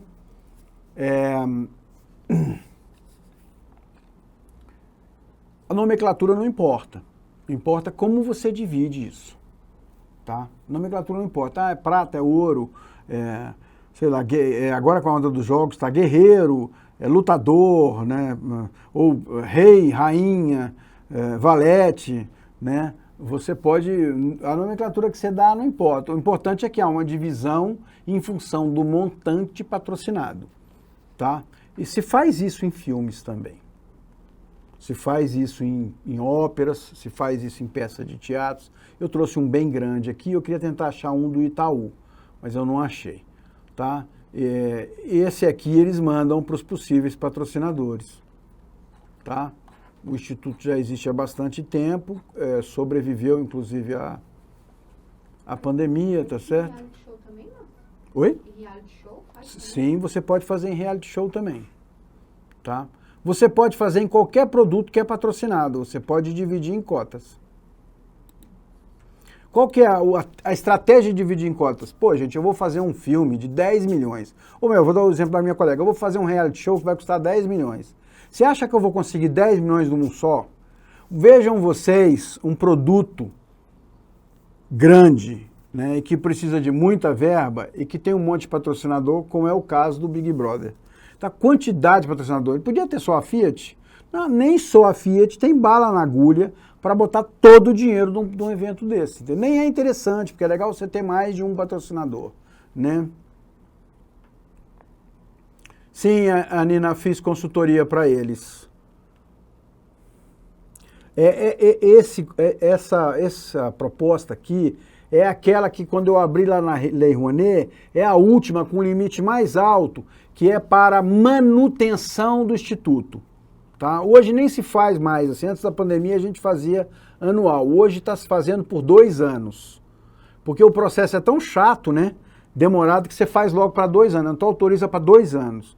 Então, no caso aqui, autoriza, como não tem limite de teto, 7,5 milhões por ano. Então, eu peço uma autorização para captar 15 milhões e faço para 2 anos, entendeu? Ó, Instituto Itaú, CCBB, entendeu? Se eu pegar aqui no Versalic, depois a gente vai achar, e tem muitos institutos que fazem. É o plano anual, entendeu? Esse é o mais amplo, assim, por isso que eu estou mostrando primeiro. Eu vou trazer coisas menores para vocês poderem entender. Hoje, inclusive, muita gente não coloca o valor tão claro assim. O Instituto, as ONGs colocam pela necessidade da transparência. Mas num filme, se você não captou, entendeu? Eu vou dar um exemplo. Vocês têm uma ideia, desenvolveram um projeto e conseguiram um pitching na Netflix. Vocês nem foram na Ancine. Não põe o valor. Porque você pode achar que 5 milhões é um valor bom, mas você pode chegar lá e a Netflix olhar e ver uma fortuna no teu projeto e dizer assim, não, eu vou dar 30 milhões para esse cara trabalhar nesse projeto aqui, porque com 30 milhões ele fica à vontade. Pô, não é melhor você ter 30 milhões para fazer um produto do que 5? Então, hoje, eu vou mostrar aqui, hoje a estratégia para muitos eventos é não colocar valores, entendeu?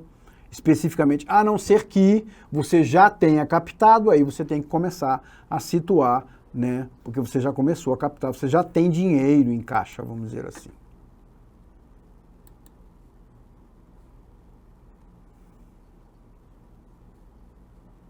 Bom, esse projeto desse longa, isso é um filme, tá? Está buscando recurso no PROAC, está 0 grau, eles já filmaram, está aqui os atores, entendeu? E eles estão buscando recurso para finalizar. Eles pegaram o dinheiro para filmar no PROAC, tá? Então eles já têm imagens do filme, olha só como é simples, o histórico do patrocínio, então eles já têm dinheiro, já ganharam tanto de tal lugar, entendeu? E a proposta deles, o que eles querem fazer com o mercado futuro, os planos de tentar uma demanda, né? Botaram o Netflix aqui como o primeiro, mas eles tentam outros, entendeu? E aí o que eles estão dando em troca, que é aquilo ali, ó, o teaser, sua marca em tais lugares, entendeu? E qual é o investimento que eles estão procurando. Aí ele tem o mesmo esquema, opção 1, aporte tal, parará, via o ICMS, que é a lei, a LIC, né? A Lei Rouanet do Estado, entendeu? E o que eles vão dar em troca aqui? A opção 2, aí eles subdividiram o valor. Nessa opção aqui você vira só a única cota, né? E nessa aqui dividem cotas. Então você não vai ser único, né? Tá, e aqui está o diretor e roteirista, tá certo? Esse projeto eu te fiz uma consultoria bem, você deu uma ajuda. O trabalho não é meu, mas está muito bem feito do 0 grau, muito bem feito. Entendeu? Eu acho bacana mostrar, porque é assim, simples e bem feito, cara. Isso aqui numa reunião tá tranquilo, e o cara mostra que o material foi filmado, entendeu? O filme tá aí, entenderam? Para cinema. Tá dando para acompanhar, gente? Esses projetos eu vou disponibilizar lá depois, tá? Também, viu? Sim, eu vou mandar mais de um, viu, Gabriele? Deixa eu ver se eu acho o meu aqui, ó. Eu tenho um que eu tô captando.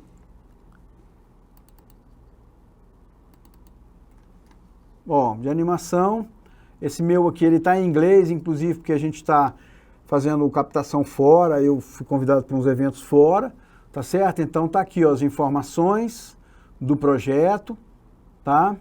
Um pouquinho do histórico, aí já vem os personagens, eu tenho teaser, então é igual o outro projeto, eu gosto de trabalhar com esquema de teaser, tá? De ter um videozinho, alguma coisa para dar água na boca, eu vi que funciona. Mas alguns filmes não dá, né? Você vai fazer um filme, uma cena filmada, não dá. Agora, como no meu caso é animação, eu posso tentar fazer alguma coisa. Mas esse projeto aqui, que é o mesmo do joguinho lá, o joguinho é um subproduto desse, tá? Aí aqui eu apresento os personagens, os cenários, ó. O cara situar visualmente, entendeu? Aqui, por exemplo, eu não estou colocando em cota, porque eu não tenho ainda esse produto, eu não tenho captação. Em compensação, eu estou falando aqui, ó, eu preciso de $500 mil para desenvolver esse projeto. E coloco todos os prêmios que ele já ganhou, esse projeto. Entendeu? Que ganharam prêmios de desenvolvimento. Tá? Essa é uma Bíblia simples, sem cotas, porque é um valor pequeno também, né?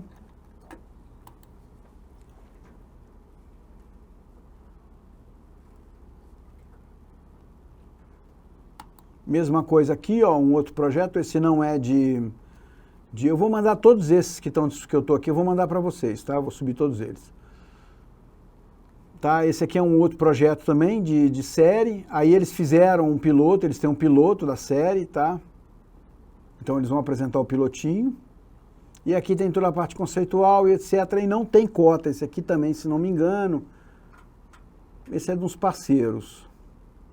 Eu prestei consultoria para eles. Não tem cota, tá? Eu achei que até ficou longo, assim, que podia ter menos informação. Aqui a estrutura deles, de série, de episódios. Fala um pouco do tom, dos elementos, é bem conceitual, entendeu? Porque com esse objetivo de captar recurso. Ó, aí saindo, esse aqui é antigo, de patinação, esse também é antigo.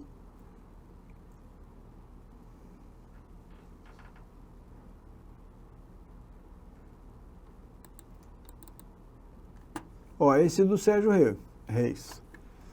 Tá? Também é antigo, tá, gente? Alguns eu vou mostrar, esse é um pouco antigo. Já tem número de Pronac, então tá aqui com o número do Pronac, ó. O que é, o histórico do cara, né, para quem não conhece, sinopse, detalhe da temporada, tá certo? O público-alvo estimado, o tempo do evento, especificação do que é o produto, então são 20 apresentações de 2 horas e 30 minutos cada uma, no Teatro Grande Mérito, tarará, o Estado de São Paulo, Rio e Minas Gerais. Tá, o elenco, a ficha técnica, a contrapartida do projeto que eles vão dar, tá certo? Isso aqui já está aprovado. O cara aprova lá na Lei Rouanet e aí prepara uma documentação dessa para ir buscar o recurso, entendeu? Porque isso aqui está aprovado lá na Rouanet. Então ele fica tranquilo, porque isso aqui está sobreguardado.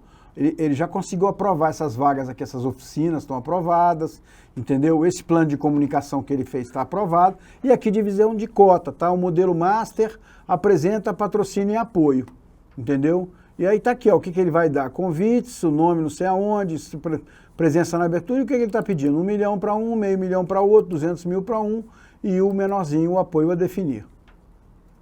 Tá? Por isso, gente, que muitas vezes você chega num evento no Brasil, é um monte de logomarca. Porque é isso, cara. Entendeu? Aqui ele coloca a exposição da marca conforme o patrocínio que você dá, tá? Então, anúncio no programa oficial ganha 2 páginas do anúncio, o outro 1 página, o outro meia página, né? Participação de executivo na coletiva, sim, quer dizer, só os 2 patrocinadores principais, os outros não. Entendeu? Durante os eventos, ele menciona todo mundo, né? No ingresso menciona só os maiores, não menciona os menores, e assim por diante, tá? E aí aqui tá, ó, as cotas que ele quer. O total do projeto é esse. Você pode comprar o projeto inteiro ou comprar cotas. Você pode comprar 2 cotas de 500 mil, né? É o modelo que eu falei. Esse é o modelo mais clássico, gente, mais clássico. Tá? Isso aqui só com um mecanismo de financiamento indireto. Isso aqui é só Lei Rouanet, tá? Só Lei Rouanet. Importante entender isso.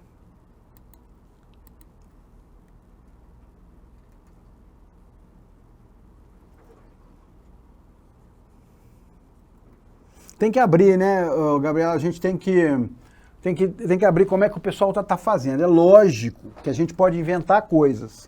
Essa questão hoje, essa questão do patrocínio com isso que está acontecendo aqui, que estamos todos numa sala virtual, hoje é muito comum você ser recebido para um pitching. Todo mundo sabe que é um pitching, né? Já ouviram falar o termo pitching aí, né? É para um encontro onde você defende o seu projeto, tá? Eu considero o pitching um dos mecanismos mais fortes para patrocínio, porque se você realmente está dentro do seu projeto, está engajado, o patrocinador vai ver isso. Isso é muito, o pitching é até mais importante que muitos currículos, tá? Porque antigamente o cara mandava lá o projeto e o cara acabava acreditando nos projetos mais bem escritos. Mas vocês podem, desculpa a falta de modéstia, vocês podem me contratar, eu faço um projeto lindo para vocês e todo mundo tem projeto lindo, né? Então, assim, existe aquela coisa de ter que ter conhecimento do seu projeto, ter voz sobre o projeto. E isso aí é só quem realmente vive ele, porque eu posso, né?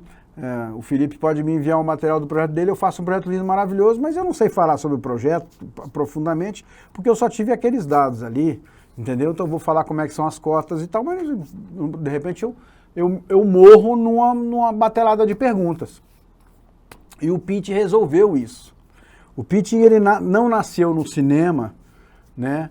Mas ele cresceu mesmo, foi no cinema. O pitching cresceu muito com os roteiros, porque os roteiristas tentavam vender os seus filmes para grandes estúdios.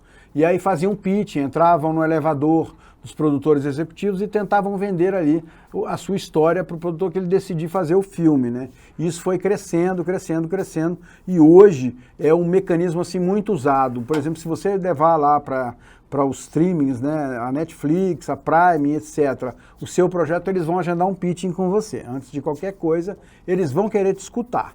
E é essa conversa que vai definir tudo. Eu sei, a gente fica nervoso e tudo, mas essa questão ali é onde bate, sabe? Às vezes até, viu, Anina, mais importante que a redação da apresentação de projeto. Porque a redação, você me manda um e-mail, eu vou olhar a sua redação, dou uma melhorada nela, você já aprende para a próxima, etc. Mas você olhar olho no olho de 3 caras que estão sentados no talão de cheque, entendeu? E vão definir a sua vida, é de ficar nervosíssimo. Eu me tremo todo, fico com o joelho tremendo, porque eu sei que se eu falar besteira, os caras vão... E os caras têm um monte de gente procurando eles, né? Então, é isso. Então, o pitching, essa questão de você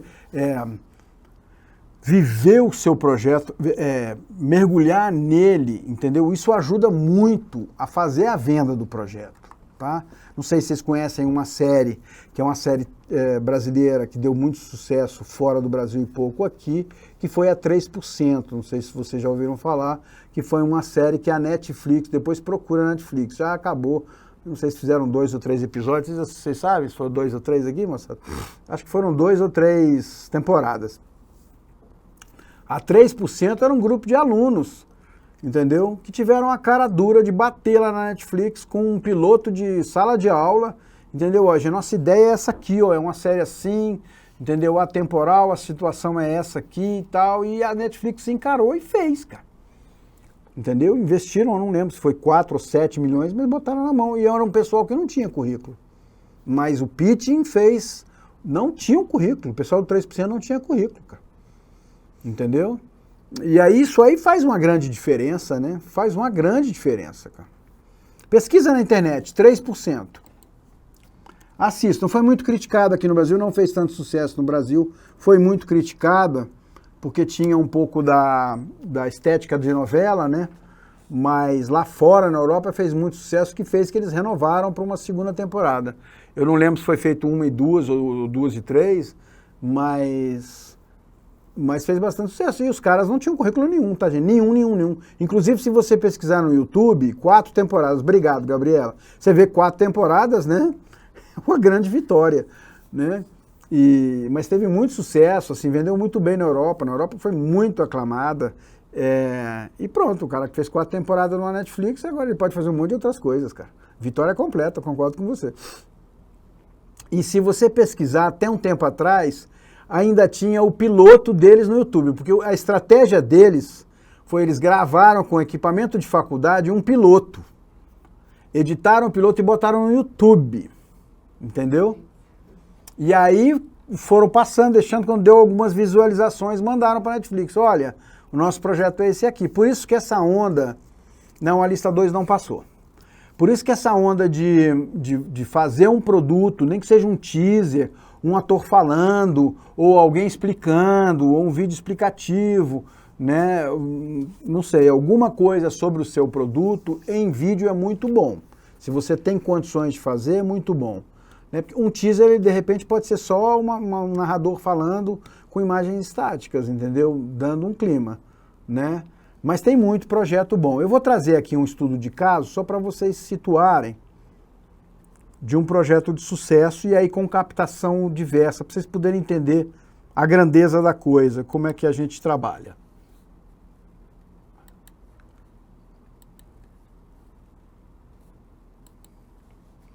Então é um longa que chama Uma História de Amor e Fúria. Vocês já ouviram falar nesse longa? Eu já tenho outras aulas, passei o teaser dele. É uma animação brasileira. Uma História de Amor e Fúria.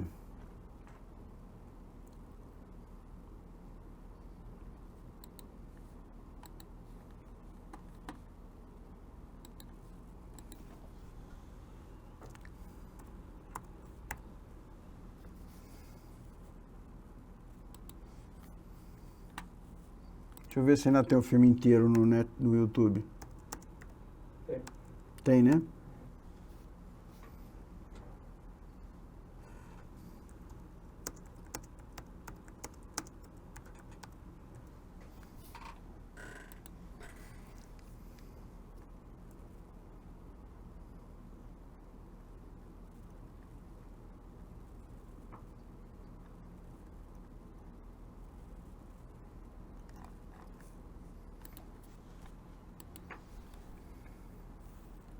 Tá aqui, ó, o filme completo, ó.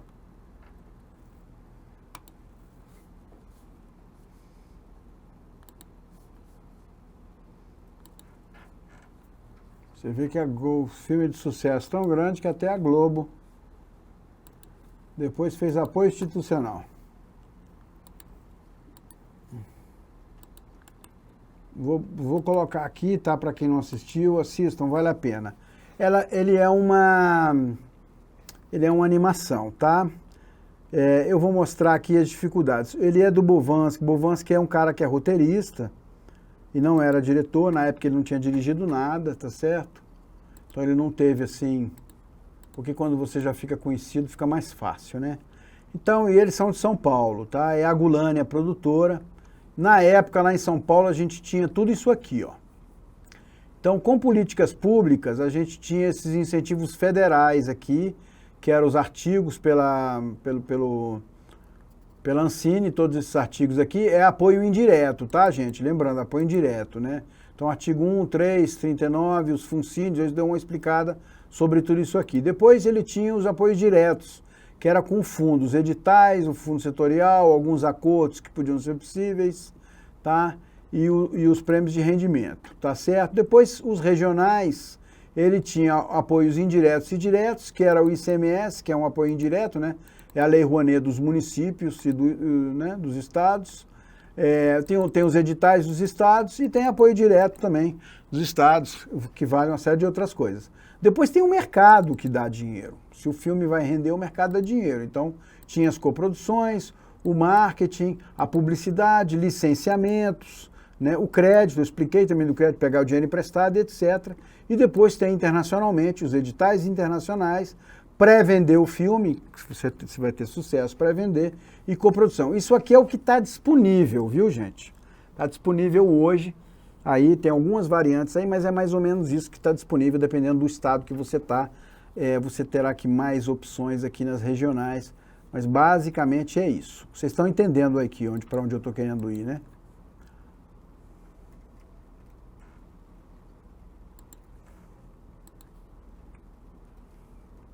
Aí o que eles fizeram? Eles planejaram isso aqui, ó. História de Amor e Fúria. Eles vão tentar, então, eles fizeram o seguinte planejamento. Vamos tentar o artigo 1, que é patrocínio, o 39 lá, que é pelas televisões,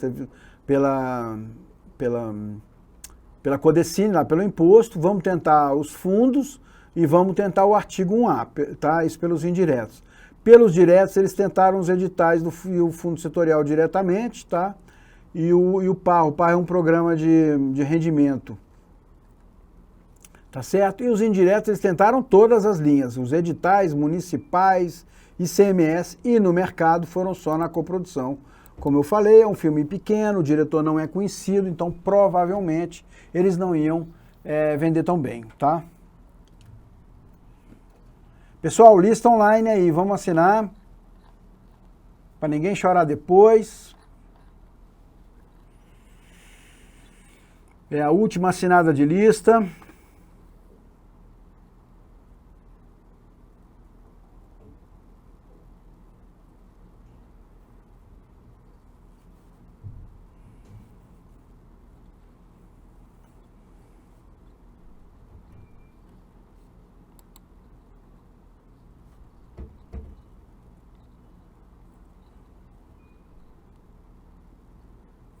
Valesca está na área aí, Valesca. Perdeu a lista passada.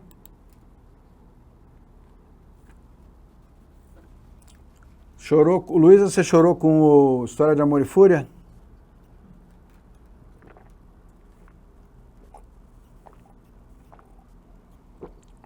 Chorei, né? De chorar mesmo, filme de chorar. O filme é muito bom. Ele ganhou o Annecy, né? Que é um festival francês de animação famoso. Muita gente compara com o Oscar da animação. Ele ganhou esse festival, que foi a primeira vez que o Brasil ganhou. Vale a pena, viu? Pipoca, um lençolzinho e assistir. Vale mesmo. O filme é muito bom, cara. Tá? E isso aí é a produtora mesmo, que é a Buriti, que disponibilizou. Então é o filme original mesmo, eles disponibilizaram no YouTube para assistir, já tem muito tempo, né? Eles disponibilizaram mesmo o filme, tá? Vamos lá, vamos continuar. Então essa é a proposta deles, tá certo? Aí eles começaram a captar, né? Tentaram lá, aí abriu essas opções, o fundo setorial abriu as opções de aquisição, quer dizer, eles compram parte do filme, fazer produção ou vender a comercialização, tá certo? Eles toparam toda essa. Aí eles começaram a correr atrás e aprovaram o primeiro projeto em 2006, tá certo? Em 2006. Isso é para vocês não apavorem com o que eu vou mostrar aqui, mas eu vou vir aqui de novo.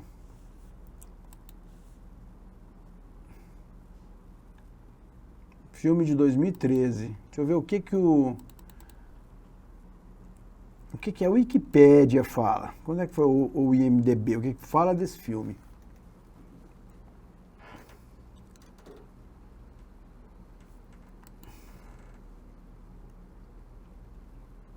em 2013, tá? No Wikipédia, tá, gente? Importante entender isso, tá?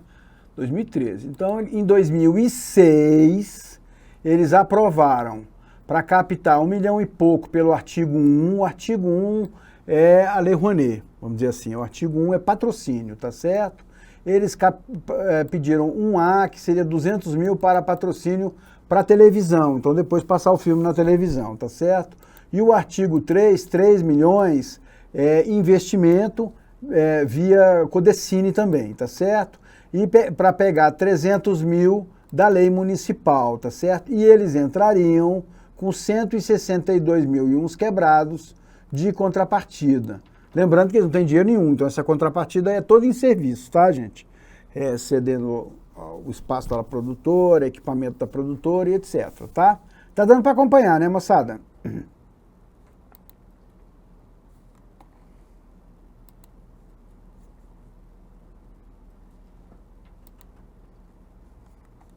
Então vamos lá, 2006 eles aprovaram isso aí.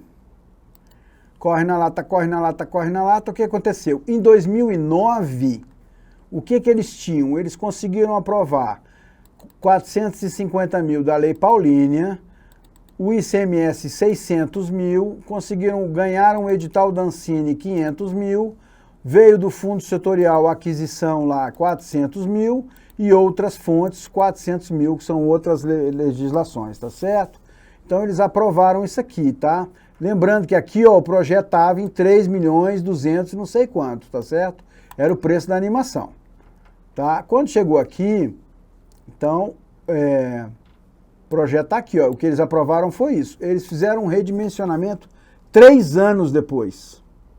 Que eles viram que não estavam conseguindo patrocínio, eles baixaram para 500 mil o patrocínio, aumentaram para as televisões, enfiaram tudo no artigo 1A, acreditando nas televisões de comprar o filme, e o artigo 3 aqui diminuíram, que também não estavam conseguindo nada com os codecines, 200 mil, e tentaram a lei municipal aqui, 300 mil, tá certo? Somado o que eles tinham, a contrapartida deles aumentou. Eles redimensionaram, tá? O nome diz redimensionaram, o projeto para 5.372.424,20 tá certo? Em 2009, eles fizeram essa alteração, porque eles tinham aqui um pouco mais de 2 milhões captado, não dava para fazer o filme ainda. A maioria dos filmes, viu, Tiano, né, Tiano? A maioria dos filmes vai nessa linha aqui, cara. O filme brasileiro vai nessa linha. Poucos são os que pegam a grana toda num único lugar, privilegiado. Tá?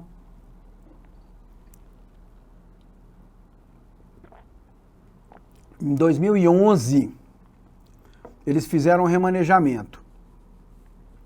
Então, eles conseguiram 575 do artigo 1A, 1.081 do artigo, do artigo 1º, do artigo 1A conseguiram 1 milhão em vez de 1.700.000, não conseguiram nada do terceiro, em compensação entrou o artigo 39, que é o que as produtoras, as distribuidoras conseguem, tá? Pegaram esses recursos aqui, todas de lei municipal, ó, a lei Mendonça, a lei de Paulinha, ICMS e o edital da Ancine. Pegaram 300, 450 e 600 mil e 500 mil, tá? Pegaram aqui essas outras fontes aqui, a Europa foi a distribuidora, então pegaram 150 pela distribuidora Europa, pegaram pelos produtores aqui, as produtoras conseguiram colocar 161 mil e o fundo setorial por 2 linhas aqui, produção e aquisição, quase 1 milhão, tá? E aí botaram de contrapartida 267 mil. O projeto, então, ficou em 5.343.000 e uns quebrados. 2011, tá? Eles já estavam em produção, tá certo? 2011. Tá? Aí, em 2011, eles vão catar para comercializar, porque aquilo ali, gente, é verba somente para você fazer o filme. Aí você tem que pensar em comercializar o filme. Então, em 2010, eles entraram, né, com uma proposta de além desse valor, ainda botar essa grana aqui, ó, para comercializar. Eles queriam mais 830 mil para distribuir o filme. Então, 400 mil pelos funcines e 388 mil pelo fundo setorial, tá? O projeto final, o filme final, custou, então, 6.243.000 e uns quebrados aqui, valor de 2011, quando o filme já estava sendo executado, quase pronto o filme, né? Faltava só 2 anos para executar o filme, tá certo? Resumidamente, bem para resumir, assim, sem valores, não vou aprofundar nos valores, tá aí de onde foi buscar grana. Então eles buscaram o BNDES, pelo edital do BNDES, o artigo 1, né, que é patrocínio, eles pegaram 575 mil, tá? Aí eles pegaram pela Iara, Sabesp, Itaú, CMR, NET, por isso aqui eles pegaram 1.081.000 pelo fundo, pelo artigo 1A, tá certo? Que isso aqui é patrocínio, tá? Pelo artigo 39 foi a HBO que comprou, então 350 mil. Depois o artigo 41 foi um Funcine, o Funcine Fato, eles pegaram 400 mil. A lei municipal de Mendonça, a lei municipal do município de Mendonça, de São Paulo, tá? Chama Lei Mendonça porque foi o Mendonça que criou. 300 mil eles pegaram do Cinemark.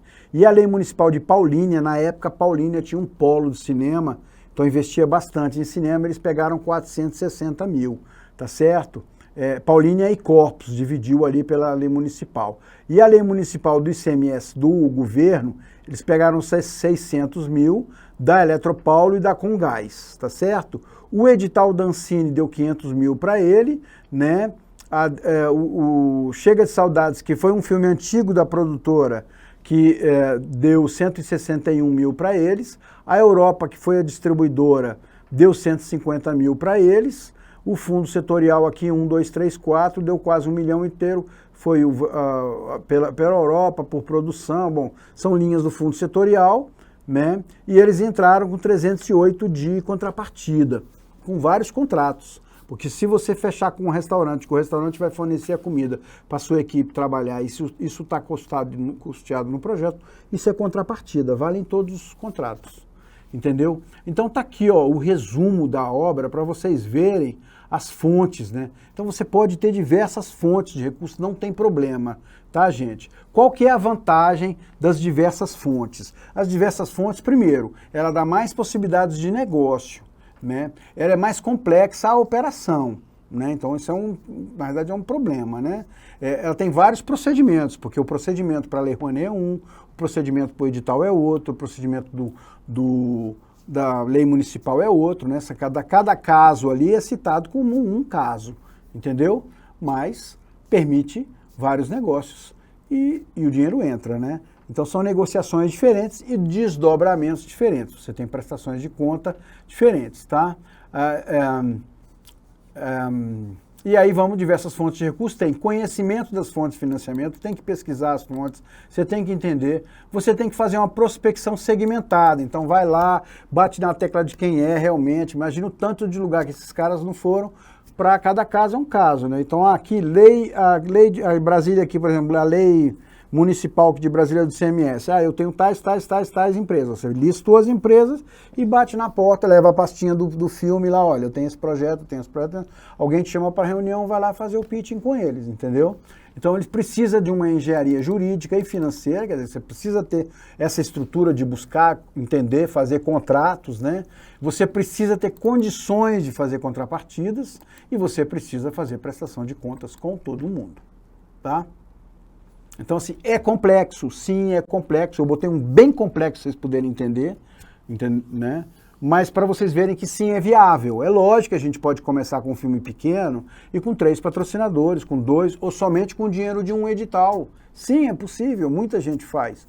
Com a verba só de um edital. Ou você pegar um edital e agregar aqui apoios ao seu projeto. Então, porque como eu volto a falar, já falei antes, os recursos às vezes não são somente financeiros. Então você pegou um edital que dá para você fazer seu filme, você pode tentar um empréstimo de equipamento que diminui o filme, doação de água na empresa de água mineral da sua cidade, um restaurante bacana que queira alimentar a sua equipe em troca de patrocínio, entendeu? Marca de roupa que queira vestir seus personagens e assim por diante. Tudo isso são recursos no seu filme. Tudo isso entra no filme. Vamos fazer um print, moçada? Aí eu já respondo todas as perguntas. Sim, Mônica. Tô com áudio ainda? Tá com áudio. Vamos fazer o print, vamos lá.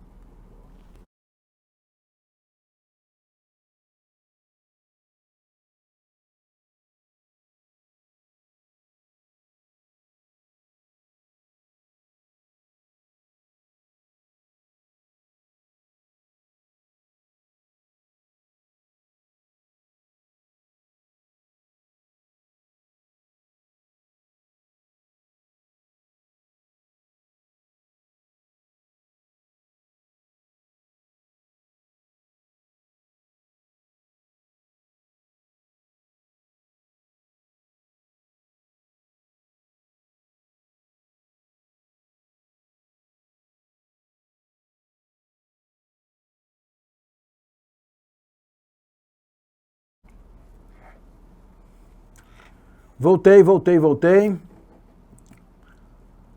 Vamos lá, realmente é isso aí, ó. Primeiro é o cuidado, você tem que ler todos os editais que tiver e tudo, né? Os municipais e os estaduais, com certeza, viu, Tiano? Mas tem uma coisa importante nessa descentralização, é você primeiro tem que olhar para o seu projeto.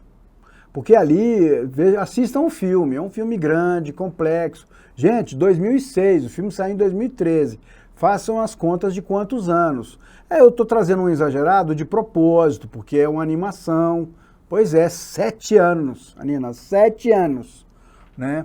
E é normal você pegar animações de durar 10 e 12 anos, tá, gente? É normal. Não se espantem.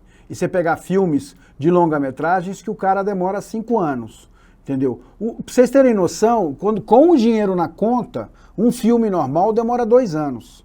Com o dinheiro na conta. Hoje, eu preciso de 2 milhões para fazer meu filme. Então, daqui 2 milhões. Agora eu estou com dinheiro. Eu vou ter o filme daqui a 2 anos, provavelmente. Posso até demorar mais, é normal. Uma animação é 5 anos.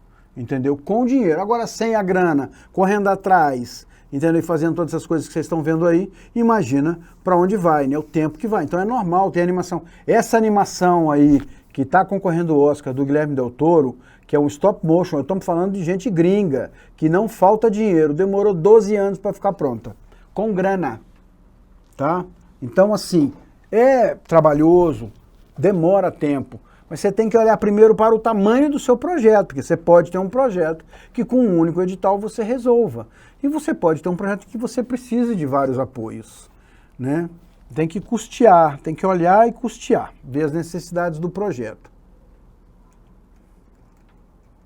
Quando você entra num edital, você não precisa ter dinheiro nenhum, viu, Gabriel?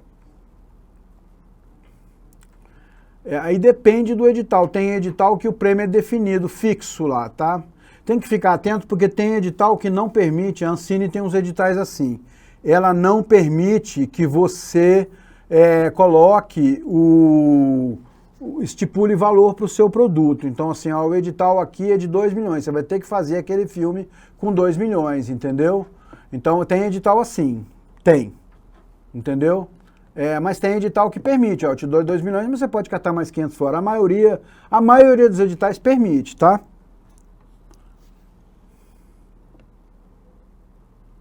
Sim, quem faz a aquisição são os produtores executivos, Mônica.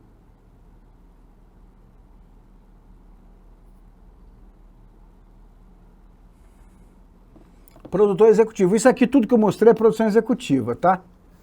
Gerenciamento de projeto, elaboração de projeto, tudo isso é trabalho de produção executiva.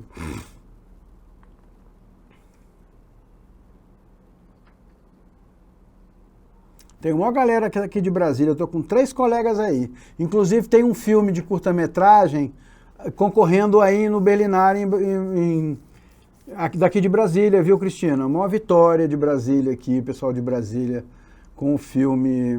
Nossa, esqueci o nome agora, que vergonha.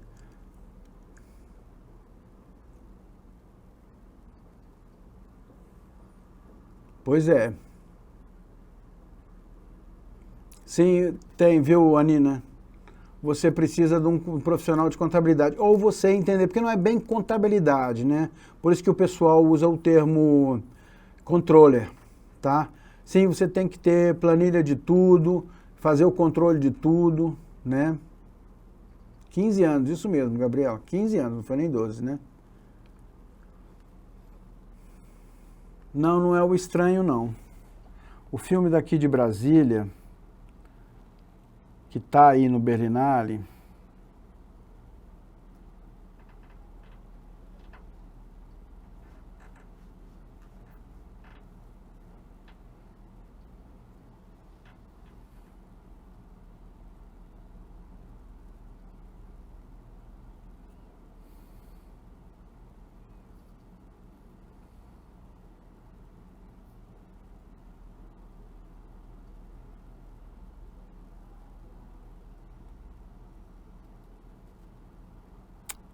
nossa, como é que eu esqueci o nome do filme?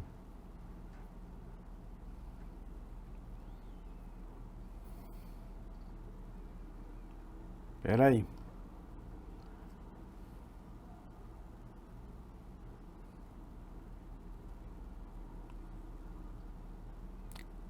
O nome do filme...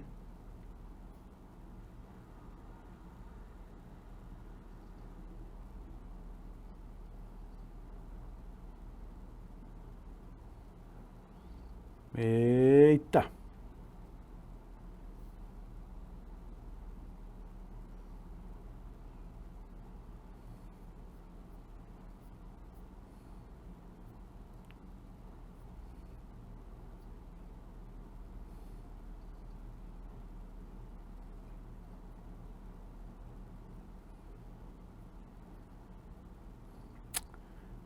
Não vou saber. Achei. As Miçangas. É um curta, tá em Brasília. Tá em Berlim. As Miçangas. Tá? Tá em Berlim, assiste, é um filme daqui de Brasília. Dinheiro do FAC. O controle, ele é vamos dizer assim, um funcionário, um membro da equipe da produção executiva, entendeu?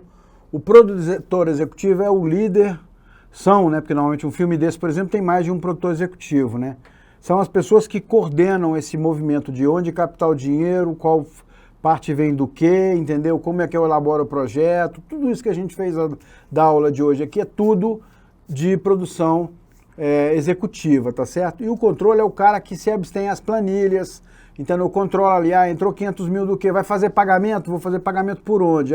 Nós vamos fazer o pagamento da equipe pelo dinheiro dessa conta, o pagamento do equipamento por essa, entendeu? Ou eu sei lá, vou dividir técnicos, eu pago por aqui, atores por ali, entendeu? Essa divisão é o controle que faz essa execução e controla nota fiscal, comprovante de pagamento, entendeu? Para ter tudo organizado, tá?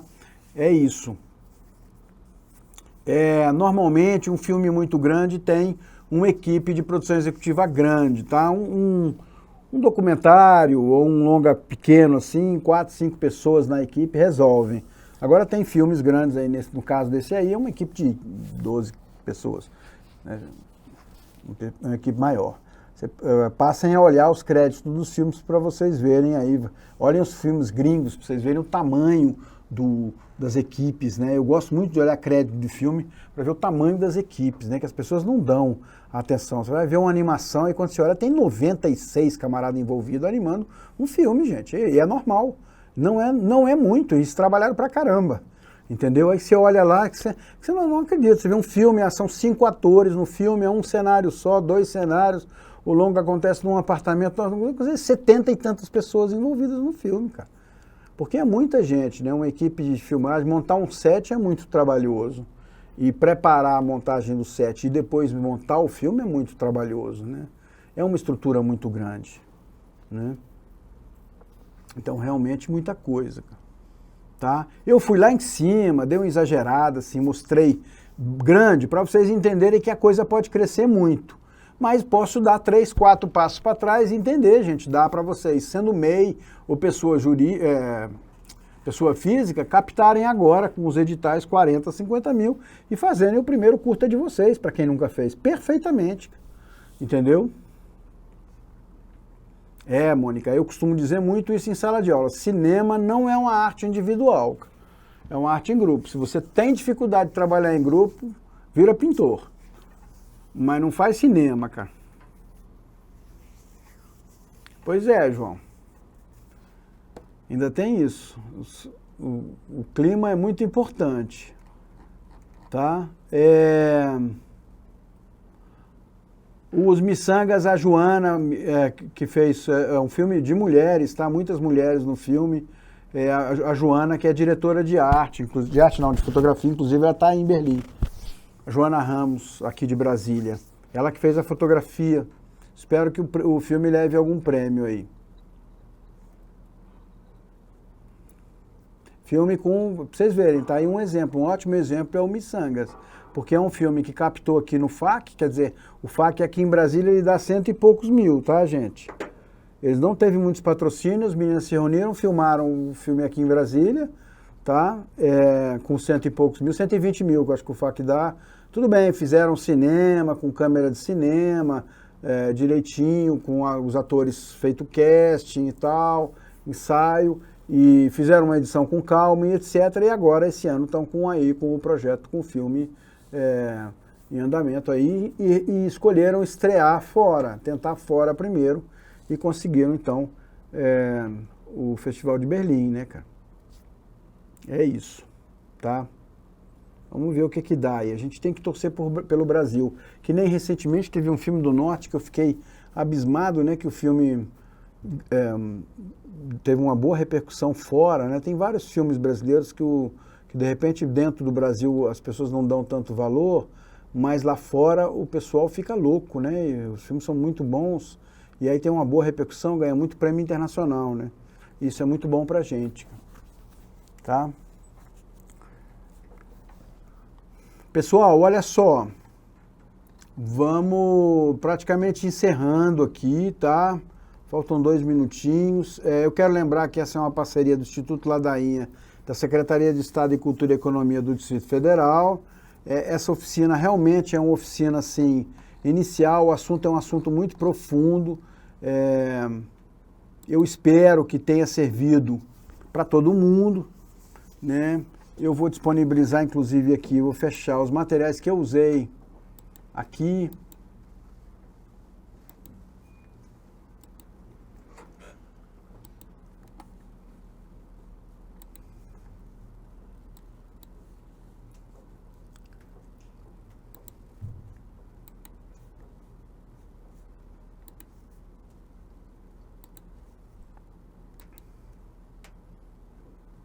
Essa aqui é a minha aula, viu, gente?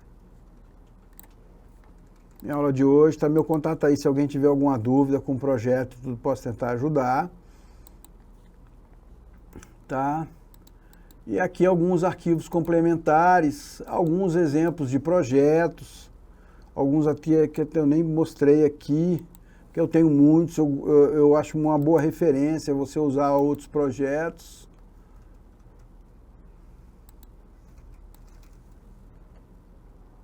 Eu acho que tem seu valor. Vocês podem usar de referência. Deixa eu mandar o do Longa aqui. O projeto do Longa Fica Mais Escuro é muito bom.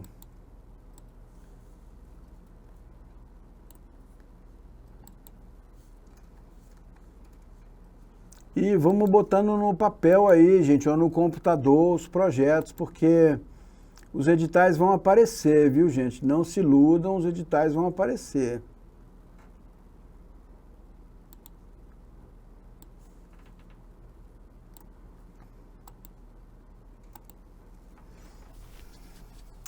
Eu que agradeço, Gabriele. Que agradeço. Fico à disposição. Acho que vai haver uma versão 2 aí desses cursos, agora em 2023. E aí vamos estar junto de novo, tá, gente? Não se esqueçam, vão escrevendo, não esperem os editais para escrever. Vão escrevendo, vão pensando e vamos captar recursos, tá? Vamos fazer cultura, gente. Brigadíssimo. E é isso aí, até a próxima.